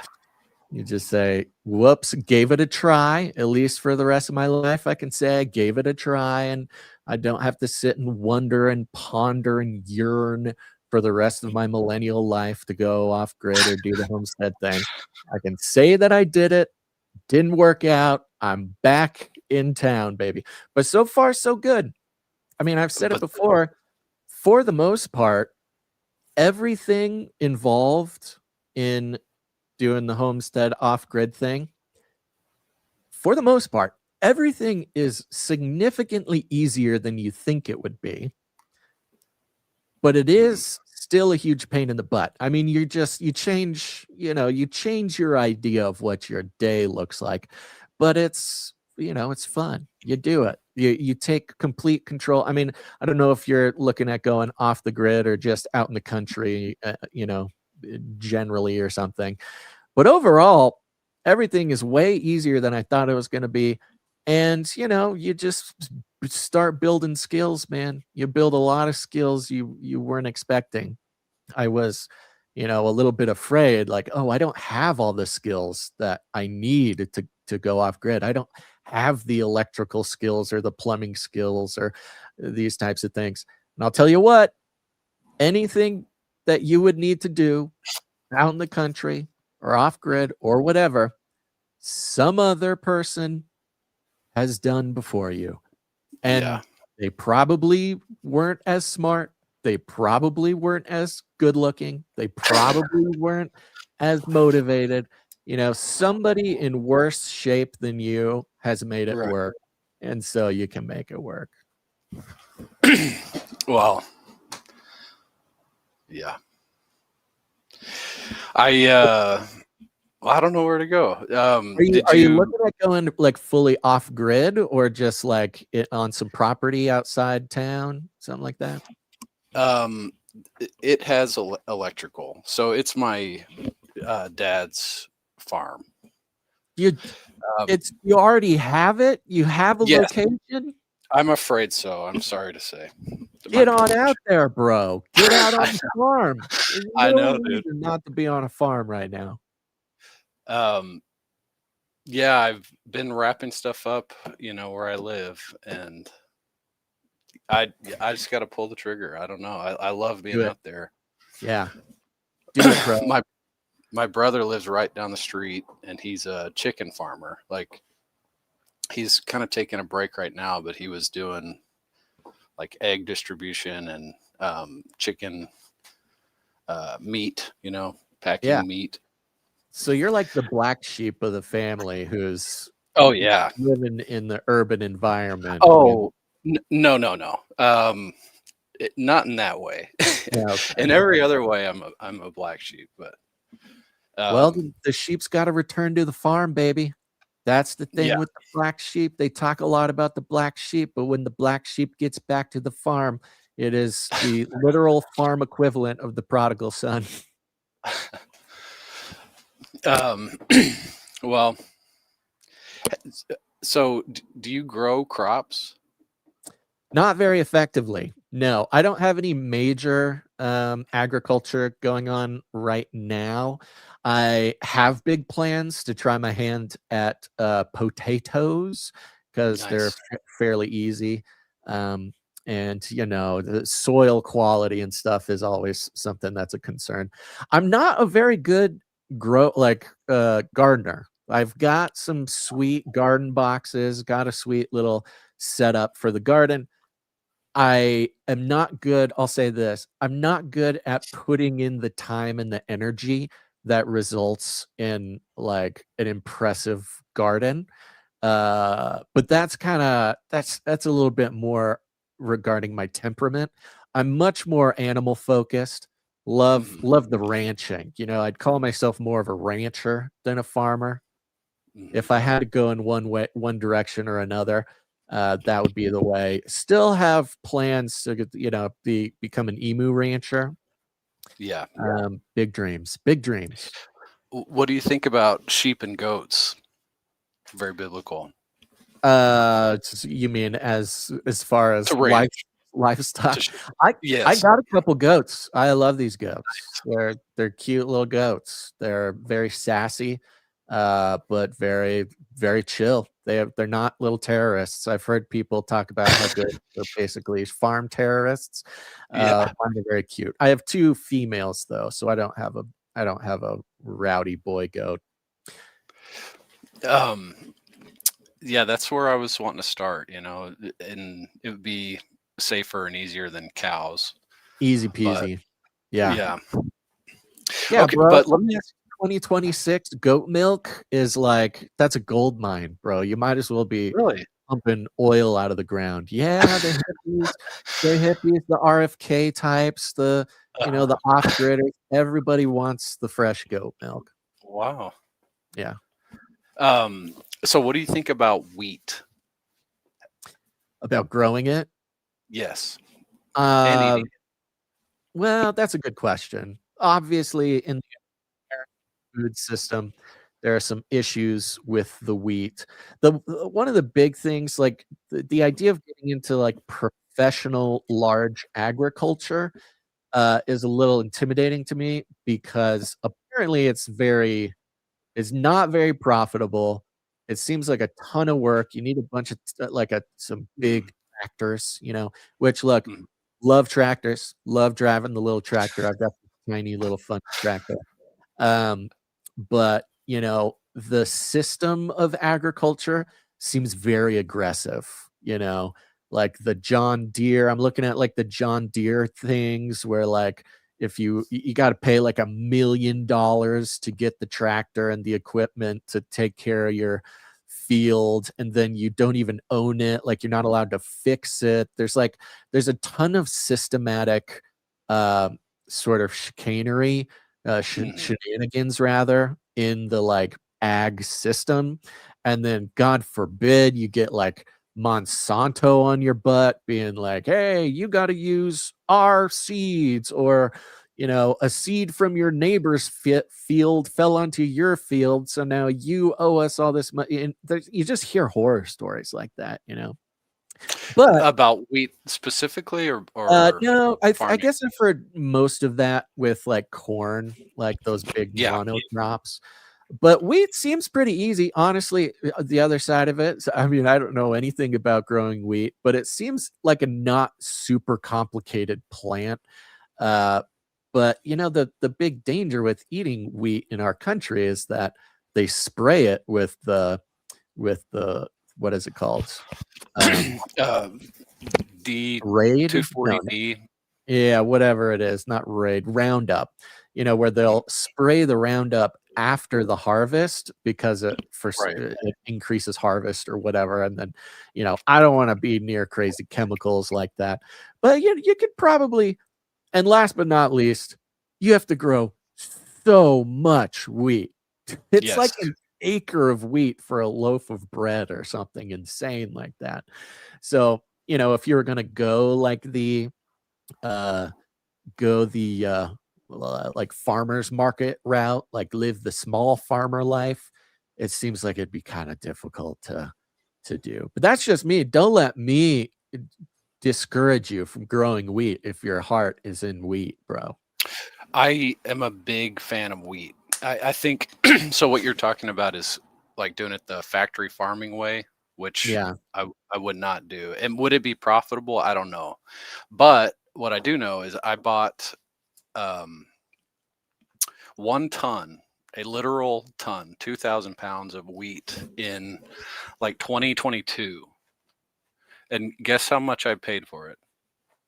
Why did you buy a ton of wheat in 2022? Well, I've been, You've dabbling in the homestead thing for a while. Okay. I've so Let me I was wanting to. Well, so first of all, I eat it every day. I grind it myself and eat it, Okay, that's cool. and You're I like highly halfway there. recommend it.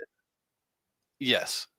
So, um, if you don't mind me, well, so there's this lady named Sue Becker, and if you look her up, she talks about wheat a lot. She sells it, so she's got incentive to talk about it. But I just believe in it. It's like it's a pretty cool thing. It's very How biblical. much how much Also, did you pay for a ton of wheat? oh, $700, Wow, and I've that's been eating it since then, I was gonna 2022. I've say. been eating it every day since then. I got a lot left. you So know. what does it come in 50-pound bags, or how No, you see big bags? How much are big mm-mm. bags? I bought a tote, so the whole ton was in the tote. Like a It's like, pallet. yeah, basically a pallet. Yeah. A huge sack. Sounds like you really got a passion for wheat, my man. Yeah, yeah, man. I believe in it. I think there's a reason people have been eating wheat forever. Yeah, And well, and so, if there's one crop, at least in America, that needs to be redeemed, but amen.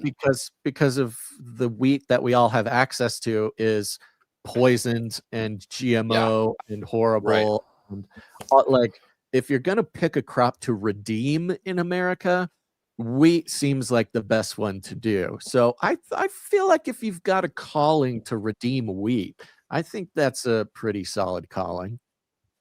Um, is your chicken feed? You mentioned you're going to town to buy feed. Is that uh, a certain percentage of wheat, like a high percentage? A lot of times it is. You know, that's a good question. To be honest, I'm not like super. I have not dove super into the labels of the chicken feed. I try to get the best that I can. I don't know. I'm sure Yeah. there's a bunch of weed in it. Uh, but yeah, the chickens will eat basically all the kitchen scraps, chicken kitchen scraps, and then just get some like crumble and some scratch and stuff, throw it out there. Do you feed them chicken scraps? No, no, no. Although they are savage, dude. These chickens, Mm. they hunt, they kill mice. If a Yeah. mouse gets into the chicken coop, that dude is done for. That's awesome. I used to have chickens in my backyard, and my favorite thing to do is give one a piece of fruit and then watch them, play football with it. Like, Yeah, it would take off, and like they have to put it down to peck it, and then another one would pick it up and run off with it. It was a lot of it's a fun. very competitive field out there in the chicken field. Let me ask you this. So, uh, how big of like if you wanted to grow wheat, how many acres would you have available to you to grow wheat? Um, uh, well, almost seems impolite to say. Well, that's what I'm saying. I don't need like to know like 25. 25 acres. Yeah, yeah. Okay. No, that's great. I was gonna say with the wheat thing, you would need some serious acreage to make it work, I think. So Yes. that's Okay. So, but I'm not thinking like compete with, Monsanto farmers, like, but just you keep it know, for personal use. And then, it's organic. And dude, honestly, if you add like, for lack of a better word, like real bread, like wheat you grind yourself and make bread out of. right. And by the way, I'm not that cool. I just grind it and then dump it into a bread machine, and it does it for me. And That's then what I'm saying, man. All this it's stuff is so easy. easier than one would think. It's all easier. Yeah. Take that same concept and apply it to, yeah, going off the grid or getting out into the country. It's all the same. You're just grinding the wheat, you throw it in a machine. That's basically the whole thing. One lousy petunia says she'll buy your bread, your wheat. So there you go. Yeah, man. You know, Free to sing Psalms has been looking into it, but there you I think I would do it more small scale, like, and also you're talking about the John Deere tractors. There's absolutely no way I would buy a new tractor, oh, of and course. I couldn't afford it, but I would find an old one, and also back in the day their implements were tow behind. It wasn't like a Right. huge combine that has its own engine. You would hook everything up to the back of a tractor, Yeah. a normal tractor. And I think we need to get machines like that going again. Also, you can do it all by hand. You can take a freaking sickle out there. Yeah. John, old John, we know we can do it by hand. Okay. We know it's possible. We uh, know. Nobody wants to do that, old John. well, I don't know, man. Like if I don't know.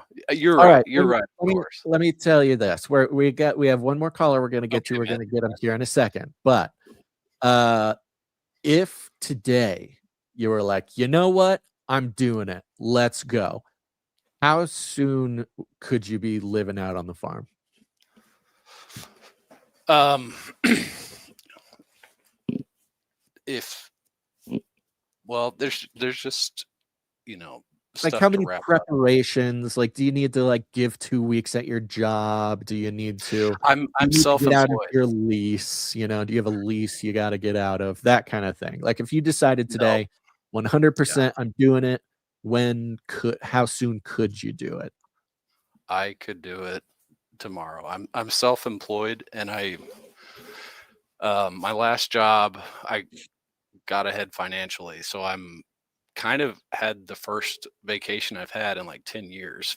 For 10 years I've been working, like it's been difficult to not work on Sunday, you know, like just working all the time. You know how it is when you're self-employed, like you work all the time and make no money is what you Yeah, know. that's the Seems fun of like it. That's the glory of working for yourself is you never stop working and you don't make any money. ever, So, yes, right. so what's the deal, bro? There's something you're not telling me, man. There's something holding you back. Is it a girl? Is there a girl? There's nope, there's not. Um yeah, I don't know. I don't want to. Just uncertainty, too many possibilities. Am I So right? It's the future's too wide open. I had to move my shop to another place, and so I've been getting that set up and kind of taking it easy. Like like I said, it's my first vacation in a long time. I see. So I don't know. I'm terrible at changing gears. Like I have a ton of momentum. Like when I'm doing a job or working on something, then I'm doing it. Or when I'm I'm the doing same way. nothing, I'm really doing. I'm not doing anything. You know what I I'm mean? I'm exactly the not same way. moderate. Yeah. I'm exactly the same way, and that's why it took something like a global pandemic or plandemic to actually get me to pull the trigger. You know, it took like a serious event to actually make it happen. No, I totally understand that, and I also totally understand. You know, you feel like you actually can take a break for once in your life. Like things are safe, things are easy right now, and going out and making a rash decision to make things harder, I could see the fear of looking back and being like, why didn't I just keep it simple? Why didn't I just take it easy? I do understand all that, and I'll tell you this, and this is my answer to you. This is how it's been for me my entire life. And it took me a long, long time to actually realize this, identify it, see it happen in my life, and then see it through and sort of actually experience a process that was actually a process that was happening the whole time, but I just wasn't paying attention to it. It was like subconscious. I felt totally, I just wasn't paying attention. And now that I see how God does this in my life, I can look back and see every decision I've ever made basically followed this pattern, right? And it starts with there's some sort of seed. Either that seed gets planted or it's an idea I've had for a long time and it's just there and it sounds cool. I like to fantasize about it. I think about it. I'm like, this dude, that would be awesome. But then actually either A, doing the work to make it possible to do that thing, is a whole bunch of work and I can't quite get in the groove of it, or I don't quite take the steps to make it happen. Or I just sit and I fantasize about it all the time. If it's something like like your situation, like the farm's there, it's easy peasy. I could do it any day I want. But sometimes we enjoy the fantasy of it a little bit more. We think about it every day or every couple days, and it makes us feel good to think about. And that's good. Sometimes that's enough just to let the idea of it give us a little bit of pleasure once in a while. That's totally fine until God moves in a way that I just get obsessed about it. And it starts very slowly, like falling asleep or falling in love, old John. It starts very slowly, and then overnight, it just happens. I have to do it. I have to do it. Nothing else matters. It's the only thing I can focus on. It's the only thing I care about. I look around, my priorities are not what they used to be. And it just seems very clear. Like God aligns things that it is so clear that I am not interested in anything else going on around me. And then boom, it just happens. So if this is something I think you're sitting on, you're thinking about it, you like it, maybe the family is kind of like, hey man, come on out to the farm, it's great, but you're kind of enjoying where you're at a little bit. Maybe you don't want to complicate things. Maybe you got it's just not like your full on obsession, or like you don't feel like you're almost in a sort of avalanche of motivation. You know that feeling when suddenly, inexplicably, everything in your body is suddenly motivated. Not that you even want it any more or less than you did, but motivation's a very mysterious thing. We all know this. We can all want something. We can think about it. We know that we can do it, but then we just don't. It's like we just can't. It just doesn't get started. We just don't take the first step. And sometimes I think that's God. That's God's timing. For me, that's God saying like, hey, you're aware of what I want for you, but now's not the time, okay? Don't do it on your own power. Don't do it on your own motivation. Just wait. And then overnight, suddenly, inexplicably, it's the only thing that I can start moving towards. And it feels like to me that you might be a little bit similar. We obviously have some things in common. And anybody out there who's self-employed and this kind of stuff, it takes a special kind of person for it to actually work. And I think part of what actually even makes that work is it is possible. We understand, we are aware of these times in our life when a switch just flipped, and then suddenly we're going for it. It's the only thing that matters. So I think it's just a matter of time for you. And I think it's okay to be patient, to wait till God you'll wake up one morning and you'll just be like, today is the day. Yeah. Does that resonate? Does that sound like you? Am I just talking to I think so, man. And somebody in the chat is on my case, but I have been working on stuff in transition, but yeah, man, no, I think you're right. Yeah, don't stress about it. I'm glad I called, man. Yeah, I'm glad I started calling. Last week I was so nervous I couldn't even, like focus.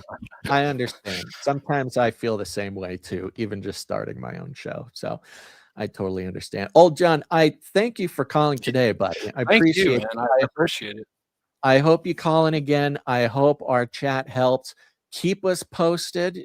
One of these days, whenever God's timing aligns, you'll call into the show and I'll hear a rooster crowing behind you, or I'll hear a goat baying on the other line, and we'll know that you did it. You keep us posted. Yeah, dude. Also, you were talking about taking a road trip to Texas, so you should visit. I will. I will. Oh, you're in Texas. Yeah. Yes. Yeah. But again, on the list of things that I like feel would be really cool, and I have I think about doing it all the time, taking some sort of tour, to different places and meet all the Canarians there. Texas obviously is going to be one of them. It's one of those things I think about all the time. Sounds really cool. I think it'd be a huge blessing. Just waiting for that one moment when I wake up and God says, today's the day. Start, get in the car. Let's go. And I'll make sure everybody knows when that happens. It's just a matter of time. Yeah. God all bless right, you, man. Thanks so much. Okay. Take it easy. You too. Bye. There you go, folks. Don't we all have something like that, though? I feel like that's just kind of part of being human. I think maybe especially maybe American. I don't know. I don't know what it is. Maybe it's just being a human. There are many spiritual practices that we really want. We want to be good at. We want to learn. We want to hear from God. We want to be good at praying, we want to be all these things. And it's annoying because it takes a bunch of practice, and you start out, you can't stay focused, and you don't know what to say, or you don't know. One of those things is hearing from God, or just like detecting God in your life. And it takes a long time. It's really, but like, it's just a matter of being sensitive and, again, remembering, reviewing everything that God's done in the past, seeing if you can find some sort of pattern. That's very helpful. But that learning to be sort of sensitive to God's timing in your life is very difficult, but a very special thing to do, because we can be starting and stopping, this way, that way. I don't know. Is the timing right? I don't know. This way, I want this, but and it just goes back and forth. But of course, if we beseech the Father, lean in and listen best we can, not just listen with our ears, listen with our hearts, listen with our minds, listen with the situations in our life. These situations are always moving, these relationships are moving, things are kind of shifting the tectonic plates, and it can kind of be sitting here being like, okay, it's now, no, not now, no, okay, here we go, let's go. And sometimes you start and it doesn't work out. Sometimes you start and you stop, and all these sorts of things. But there's sort of a special thing if you can really just calm everything down, learn to recognize these sort of moments in your life when God opens up these doors, and it's not just a random event that we sort of go for or take as maybe a sign or something. But it's a very special thing to try to do, and it takes a very long time, and I certainly am not the best at it. But there are certainly times in life when it just makes sense, it feels right, you get the go ahead from God, and that's when you do it. And you really shouldn't try to do it any other way, because we can't do it on our own. We fail miserably every time we try to figure it out, or make the, not that making plans is bad, but when the time isn't right, it's just not going to work no matter how hard you try. All right, we got one last caller. What are we at? 1:45, hour 4. This is perfect timing. We're going to be able to get out of here right about 2 hours. We got Sir David G in the chat. Gonna bring him up. Here we go. Sir David G, what's on your mind, buddy? Yo, best buddy. How are you? Doing good, hanging in there, relishing in the glory of God. Yeah, it's been a good show so far, man. Lots of varied conversation. That's right. This is a wild one. I'm enjoying it. Yeah, I did want to encourage old John, man. If you've got 25 acres with electrical, you are just leaps and bounds ahead of so many people who want to do that. I mean, just you did the whole solar thing. Getting electrical can be a nightmare. It's a thing, man. It's a whole thing, man. So anyway, my chickens, I will recommend fencing around your chickens. I have a small coop that I built, but the latch, I was supposed to fix the latch. I got distracted, and one of the neighbor's dogs, I don't know which one. Oh yeah. Got in and got my chickens. All my chickens are gone. So, it is what it is. Predators are crafty, man. You can start feeling like everything's fine. You can get a little comfortable, and then these various predators, they're always, it's a war. It's a constant war. It's a generations long war. It's like the war between like weapons makers and armor makers. It's, they're just going generation by generation outsmarting each other. That's what's going on with chicken owners and chicken eaters. And constantly, there's always some little thing. And but sorry to hear about that. That's okay. it. I mean, it was my own fault because I was cleaning out their coop and putting some fresh bedding down for them, and the wood had gotten kind of warped. So I was actually going back to the garage to get my tools to fix it, and then got completely distracted and forgot to go back and do it. And completely my fault. I just need to bite the bullet and finally put up the fence around the property. But I have to do it myself just to save money. So it's going to be quite the task. It's a thing. It's Nice few afternoons of just Yeah, repetitive banging the things into the ground or whatever. right. Um, that's not what I really wanted to talk about, but it was just interesting that that's kind of what the last guy was it Old John or Uncle John? Old John? Old John, Yeah, yeah. yeah. Anyway, got me on that. But I did want to bring it back around to the initial conversation about anxiety. Mhm. Um, Full circle, baby. That's what I'm yeah, talking yeah, about. Bringing yeah. it back around. That's right. So what's your do you have anxiety about AI and where all this is going? The Hmm. panopticon, the surveillance state they're trying to build. Mhm. Is that a Yeah. concern for you? Yeah, I mean, I certainly it's interesting. I mean, yes, on a basic level, for sure. I mean, I do have anxiety about that. Uh, I wouldn't say the anxiety sort of grips me, but I am fully aware and confident that it is going to happen. And it's been a slow process of handing that over to the Lord. It's nothing I can do about it. The anxiety is not helping, especially when you have anxiety about something that is inevitable. Like, it's one thing to be sitting here being like, "Oh no, oh no, I'm gonna have to go to the bathroom later. I don't know when, I don't know where, but it's gonna happen. I just know it's gonna happen." Anxiety about an inevitability is like especially useless. And so I think I'm able to kind of let it go a little bit better. But yeah, certainly it's there. Yeah. Because I had it too initially, and so this is kind of for you and for anybody else who might have um like I know I was actually reading it last night in Matthew, the Beatitudes and whatnot, and Jesus telling people, don't worry about tomorrow. Tomorrow has its own worries. Mhm. Um, so just a reminder to everybody out there that the current um, infrastructure that they're just kind of shoehorning all of these data centers and the whole telecommunications grid is antiquated, Yeah, right?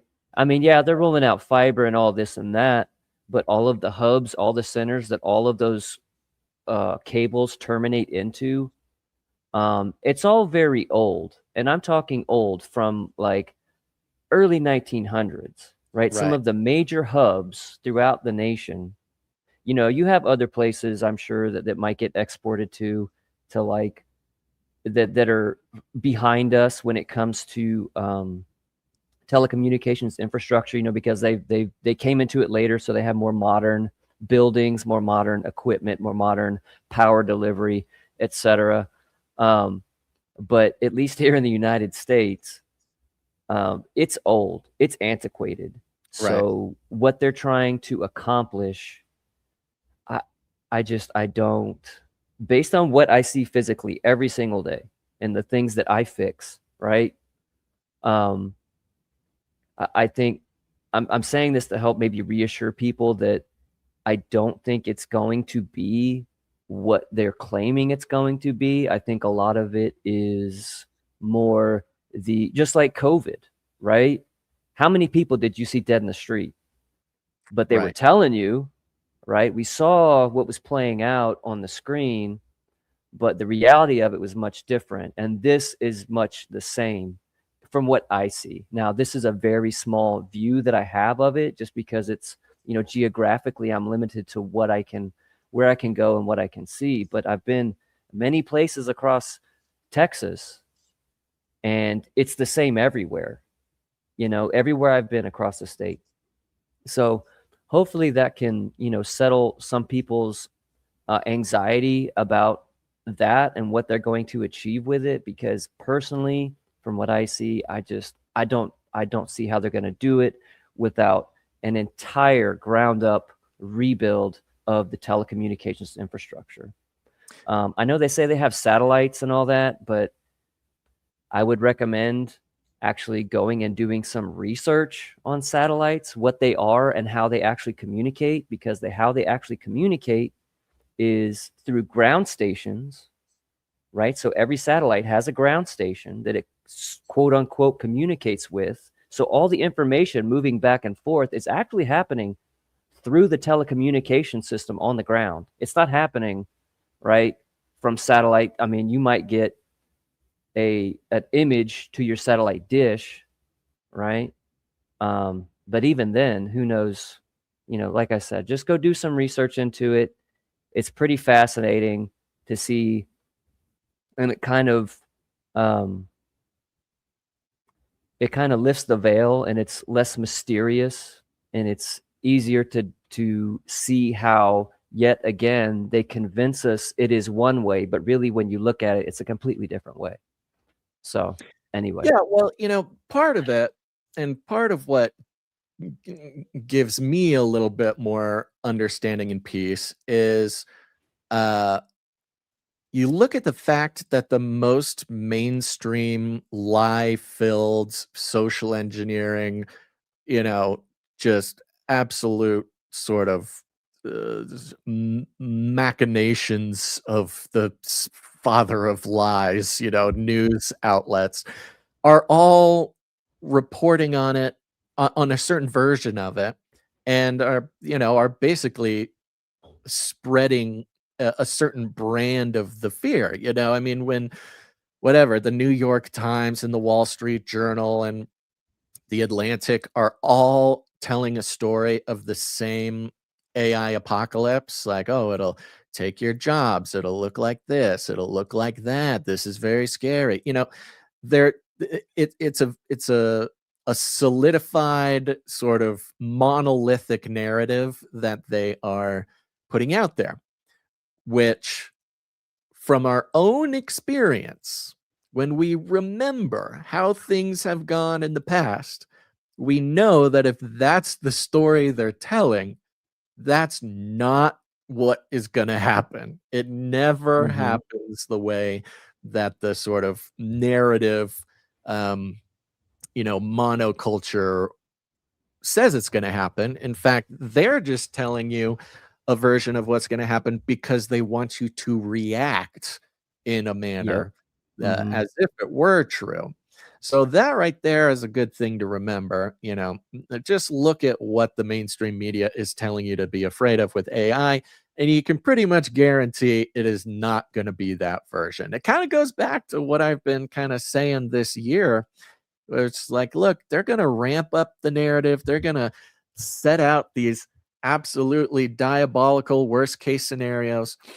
And so far, none of them have happened in the way that they said they're going to happen. And I think the Exactly. AI thing is very similar. Now, Exactly. I can think of other ways in which I will be displeased for AI to turn out. But again, it's not going to be kind of that worst case scenario. And I think, given the timeline we're being given, whatever the worst version of the AI takeover is going to look like, it's not going to be everywhere in 5 to 10 years. Maybe it'll be the cities. Mamdani in New York City. You got a sort of tyrannical government and the consent of the people to do the wildest stuff. Maybe they'll have some pretty bad version of the AI takeover in New York City, but it's not going to be an even, medium sized cities. Des Moines going to be okay for a little while longer. And then smaller cities are going to be even okayer for a little bit while, at least when it comes to like the worst case scenarios. I think we will get examples of the worst case scenario, but it'll be pretty easy to avoid it. And yeah, that's what makes me feel a little bit better. I don't think my direct life and lifestyle is going to necessarily be destroyed by AI overnight. And, No. again, an AI would not be able to podcast as bad as I do. It'll just feel fake. People don't want AI podcasts. So what are you going to do? But I No, understand. they don't. we can't They all do don't. And you also have to think about that.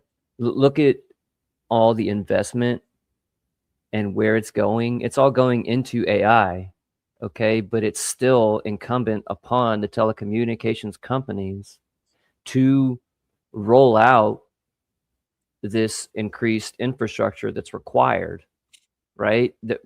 When was the last time you heard about any telecommunications company getting the levels of money that OpenAI and Oracle, or whoever, who's Sam Altman's, is it OpenAI?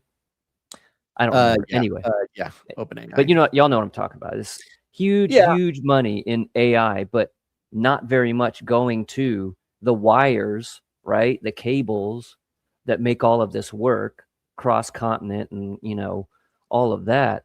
I will say, So with the exception of Elon Musk, SpaceX and AI combining, SpaceX more or less was basically a telecommunications company, specifically with the satellites. And, he's talking about making a phone and stuff like that. So, in whatever version it looks like, you're right. There's not a whole lot of system upgrade in what we think of as the essential infrastructure.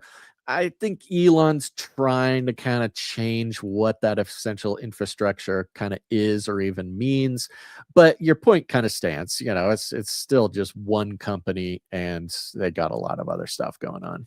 and they have a long road ahead of them to change, because like I said, you have existing infrastructure that is old and it's all being kind of like, it was never built in a modular fashion. So they're kind of trying to shoehorn everything into the existing infrastructure. I mean, yeah, they're pulling new fiber, but that doesn't mean anything because each one of those fiber cables has to terminate inside of a building that requires power, right?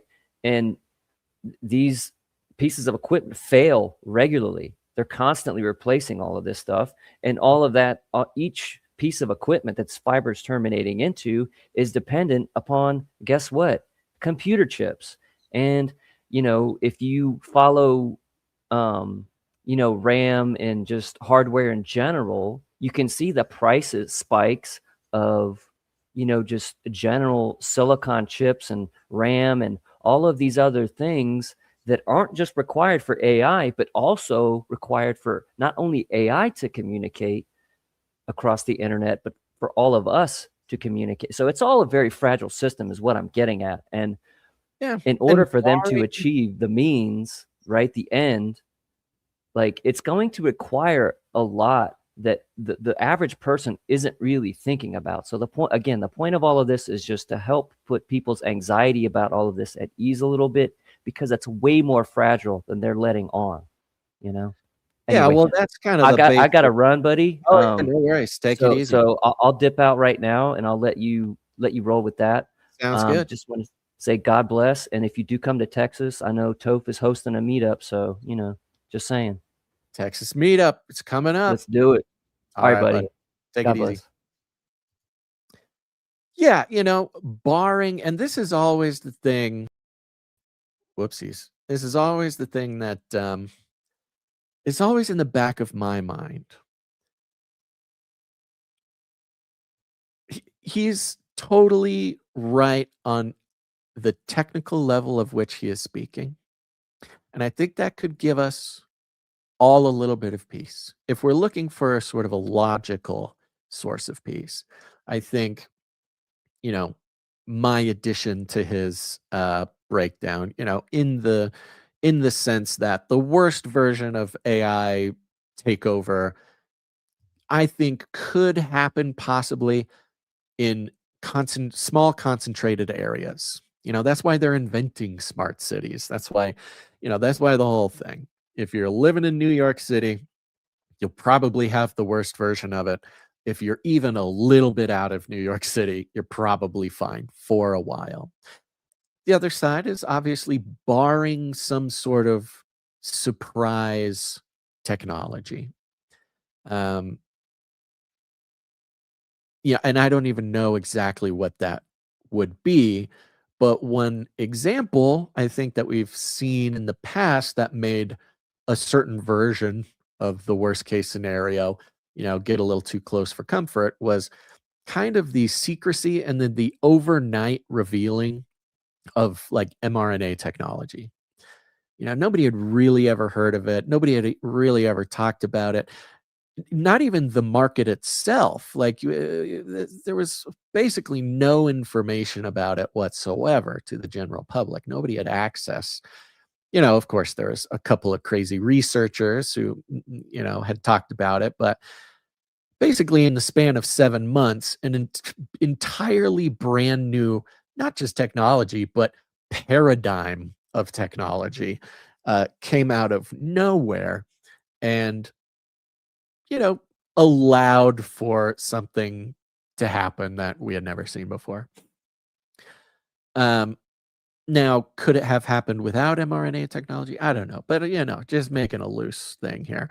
Unless there is some sort of secret technology that we are not aware of, or maybe a secret capability of existing technology.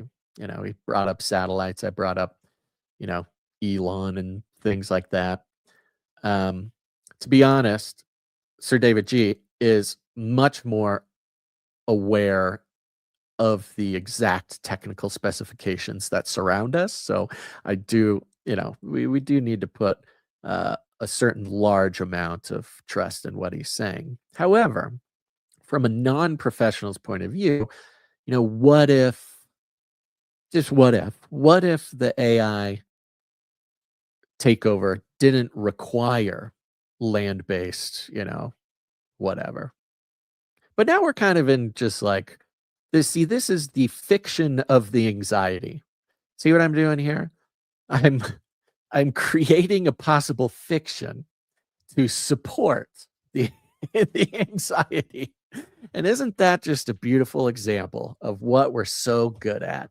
Even when logic dictates that the thing we're afraid of, dictates that the worst possible scenario can't even happen, we look to explain even hypothetical or fictional ways in which the worst case scenario could happen. See how that goes? I think that's very interesting. Anyways, yeah, I'm pretty confident that the worst case scenario, at least the ones that they're presenting to us in the mainstream media, it's not going to happen the way that man tells us it's going to happen. I do think it's going to happen the way that the Bible says it's going to happen. Now, of course, the way the Bible describes it is open to interpretation. But maybe that's why God did choose to present the end time scenario in the way that he did in the Bible, in a vision from a man who is living in exile by himself, has a vision given to him by God with dragons and lots of crazy stuff. It may be literal, but we're pretty accepting that there might be some spiritual things being presented in a mysterious spiritual way that might look a little different here on the material realm in its material reflection. So we can, and that's always what's been fun about it. Anyways, everything's going to be fine, folks. Speaking of which, we do have one more caller hanging out here. We'll say hi to this last caller.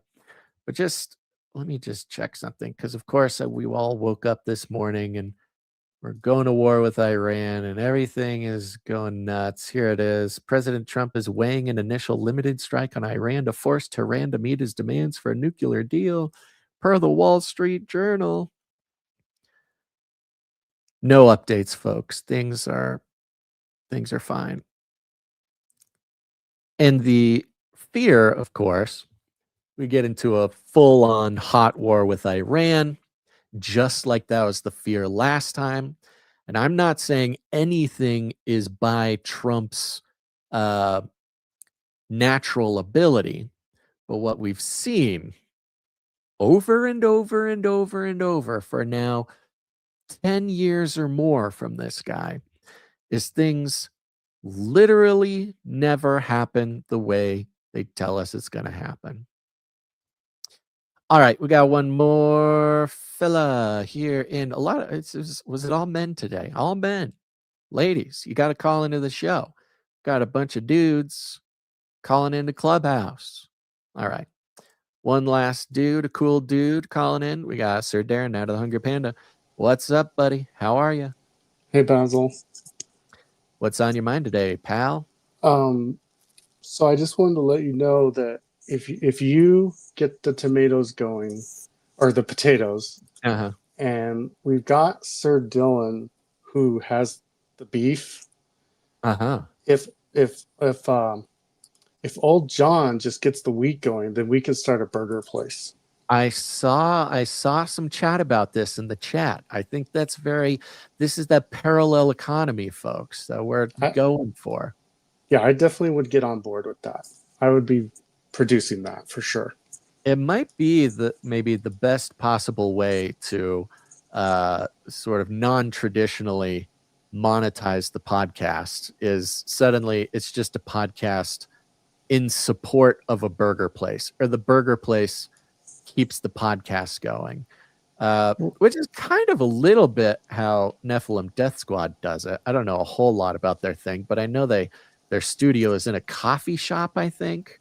I don't know what the financial relationship is there, but yeah, I think, the world's going to need burgers. We're always going to need burgers. We need burgers from start to finish, farm to table, done with holy intentions. And I think the Lord has brought the people together, and the mastermind of it all, Sir Darren, here to manage the project. Yeah, I can at least think up fun names. Well, that's for the combo meals. These days, that's basically all that's needed is fun names. So there's we've got our marketing professional here. Did you want to share any of the fun names?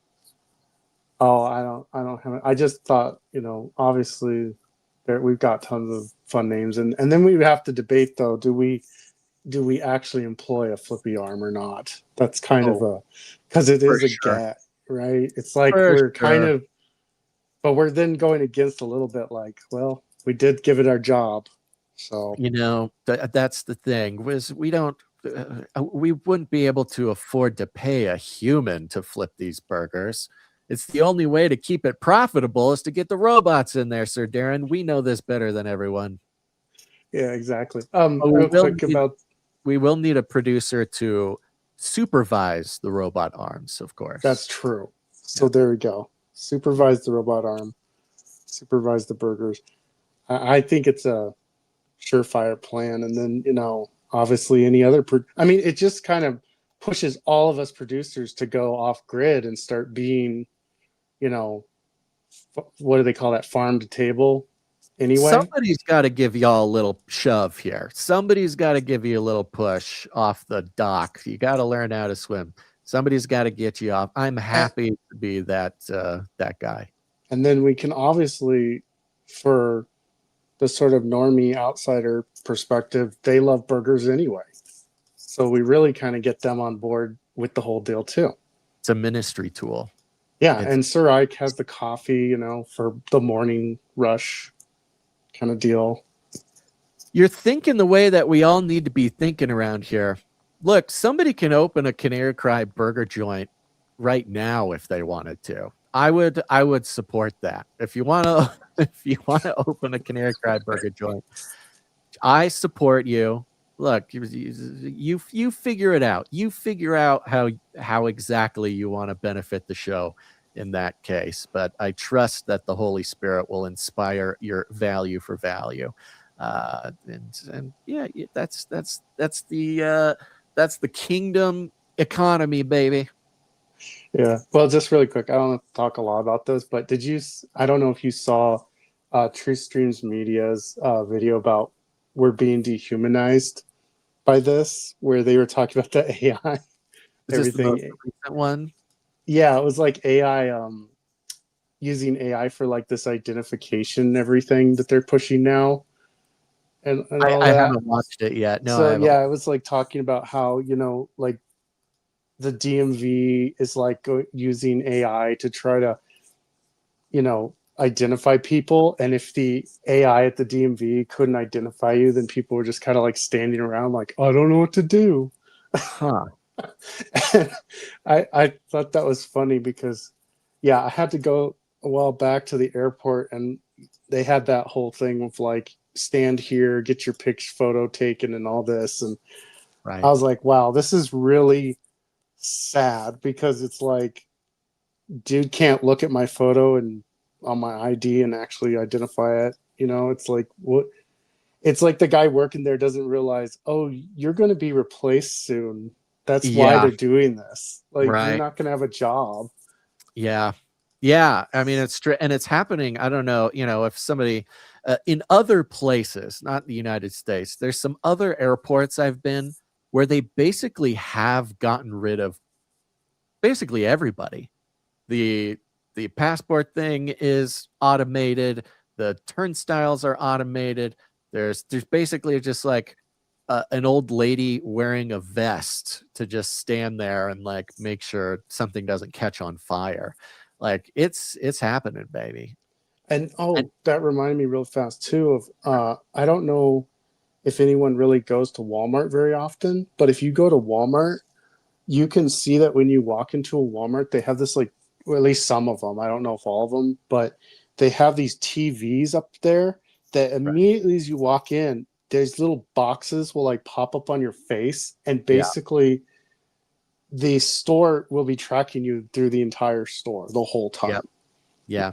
It's And not just even it's just for surreal. security either. It's not even just for security. They'll say it's for security, but they also will be tracking your purchases, and not even just your purchases. They'll track like what you even looked at in the store. Not just what you buy, but like watch how long you stood there and looked at the popsicles or the ice cream, and then see how long you walked past, your gait slowed down as you walked past the donuts. They'll be like, oh, this guy, we can sell this guy some sweets. And then you get targeted for ads online. It's a beautiful system. Yeah, but what was funny about, again, like the AI stuff is I know that they'll probably improve it, but it's also so funny how much of it is becoming worse and worse. Like it's not even really doing the job that they want it to do. Right. And Yeah. so it is kind of like, I guess either it's just a beta test of something else, or they're trying to improve the technology. But it's very interesting how much, like, again, this AI bubble that that they were just bringing up, of they're pushing for something that seems like it's like, again, they either are making it purposely not good enough so that they can then put in something even worse that we wouldn't accept now, perhaps. Right. Yeah. Is what it sort of seems, because even the Discord thing, I've been following the Discord deal, and that just seems like everybody just says, oh, I'm not using Discord then, or Right. or I'm not doing the actual ID stuff. And it's like, it's interesting to me why they would try to implement something that's so just awful, and yet just not care that, I don't know, I'm having a Yeah. hard time even No, working it out in my head.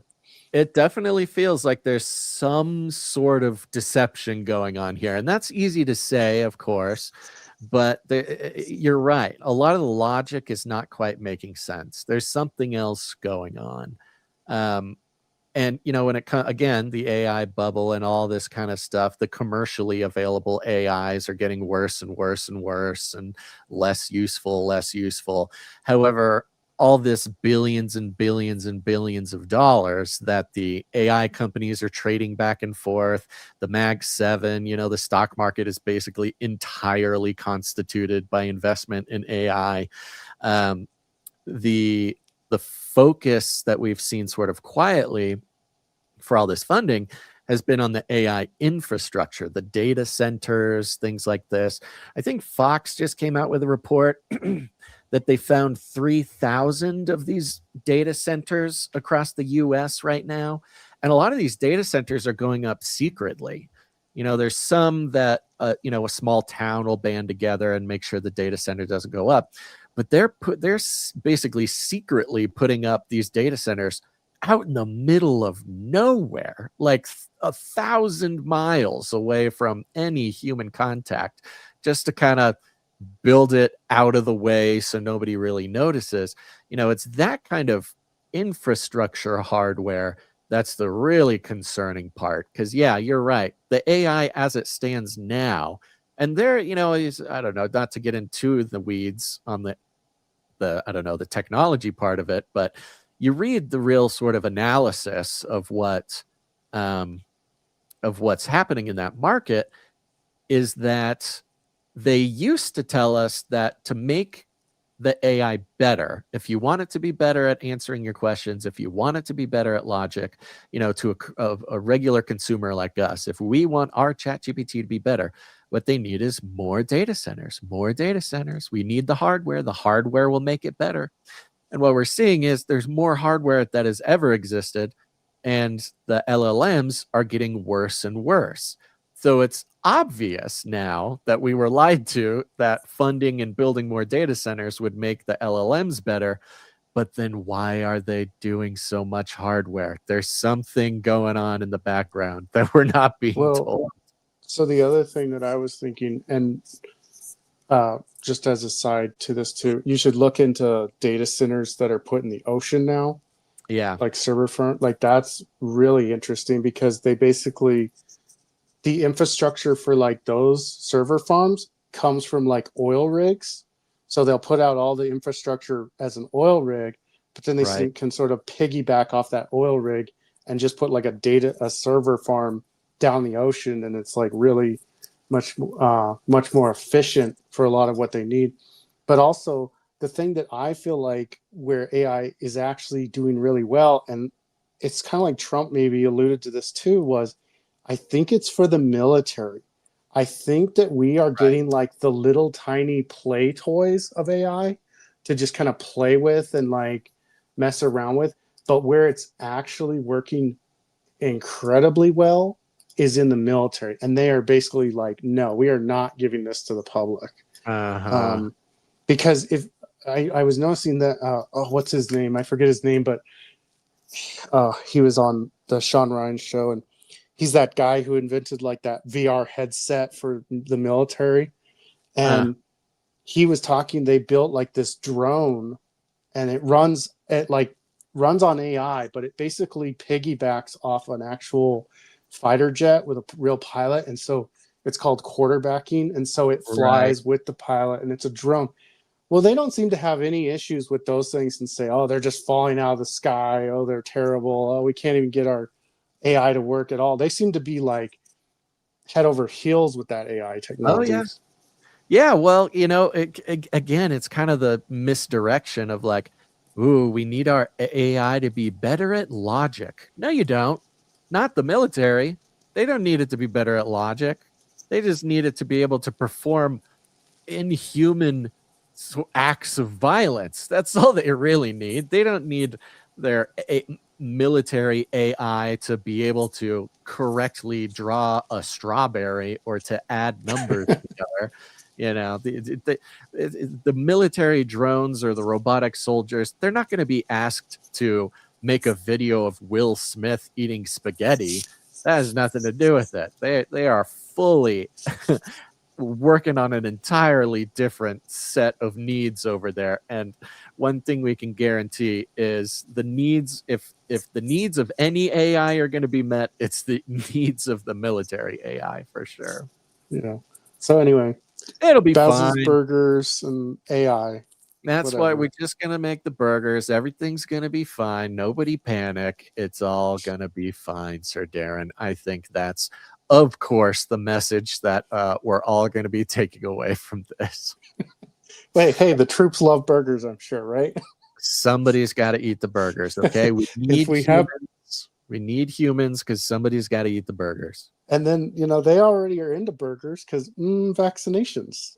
Yeah, exactly. They can bribe everybody to get their super soldier serum by giving them free burgers. Sir Darren, out of the Hungry Panda, thanks for calling in, buddy. Always great You're talking welcome. to you. Bye-bye. God bless.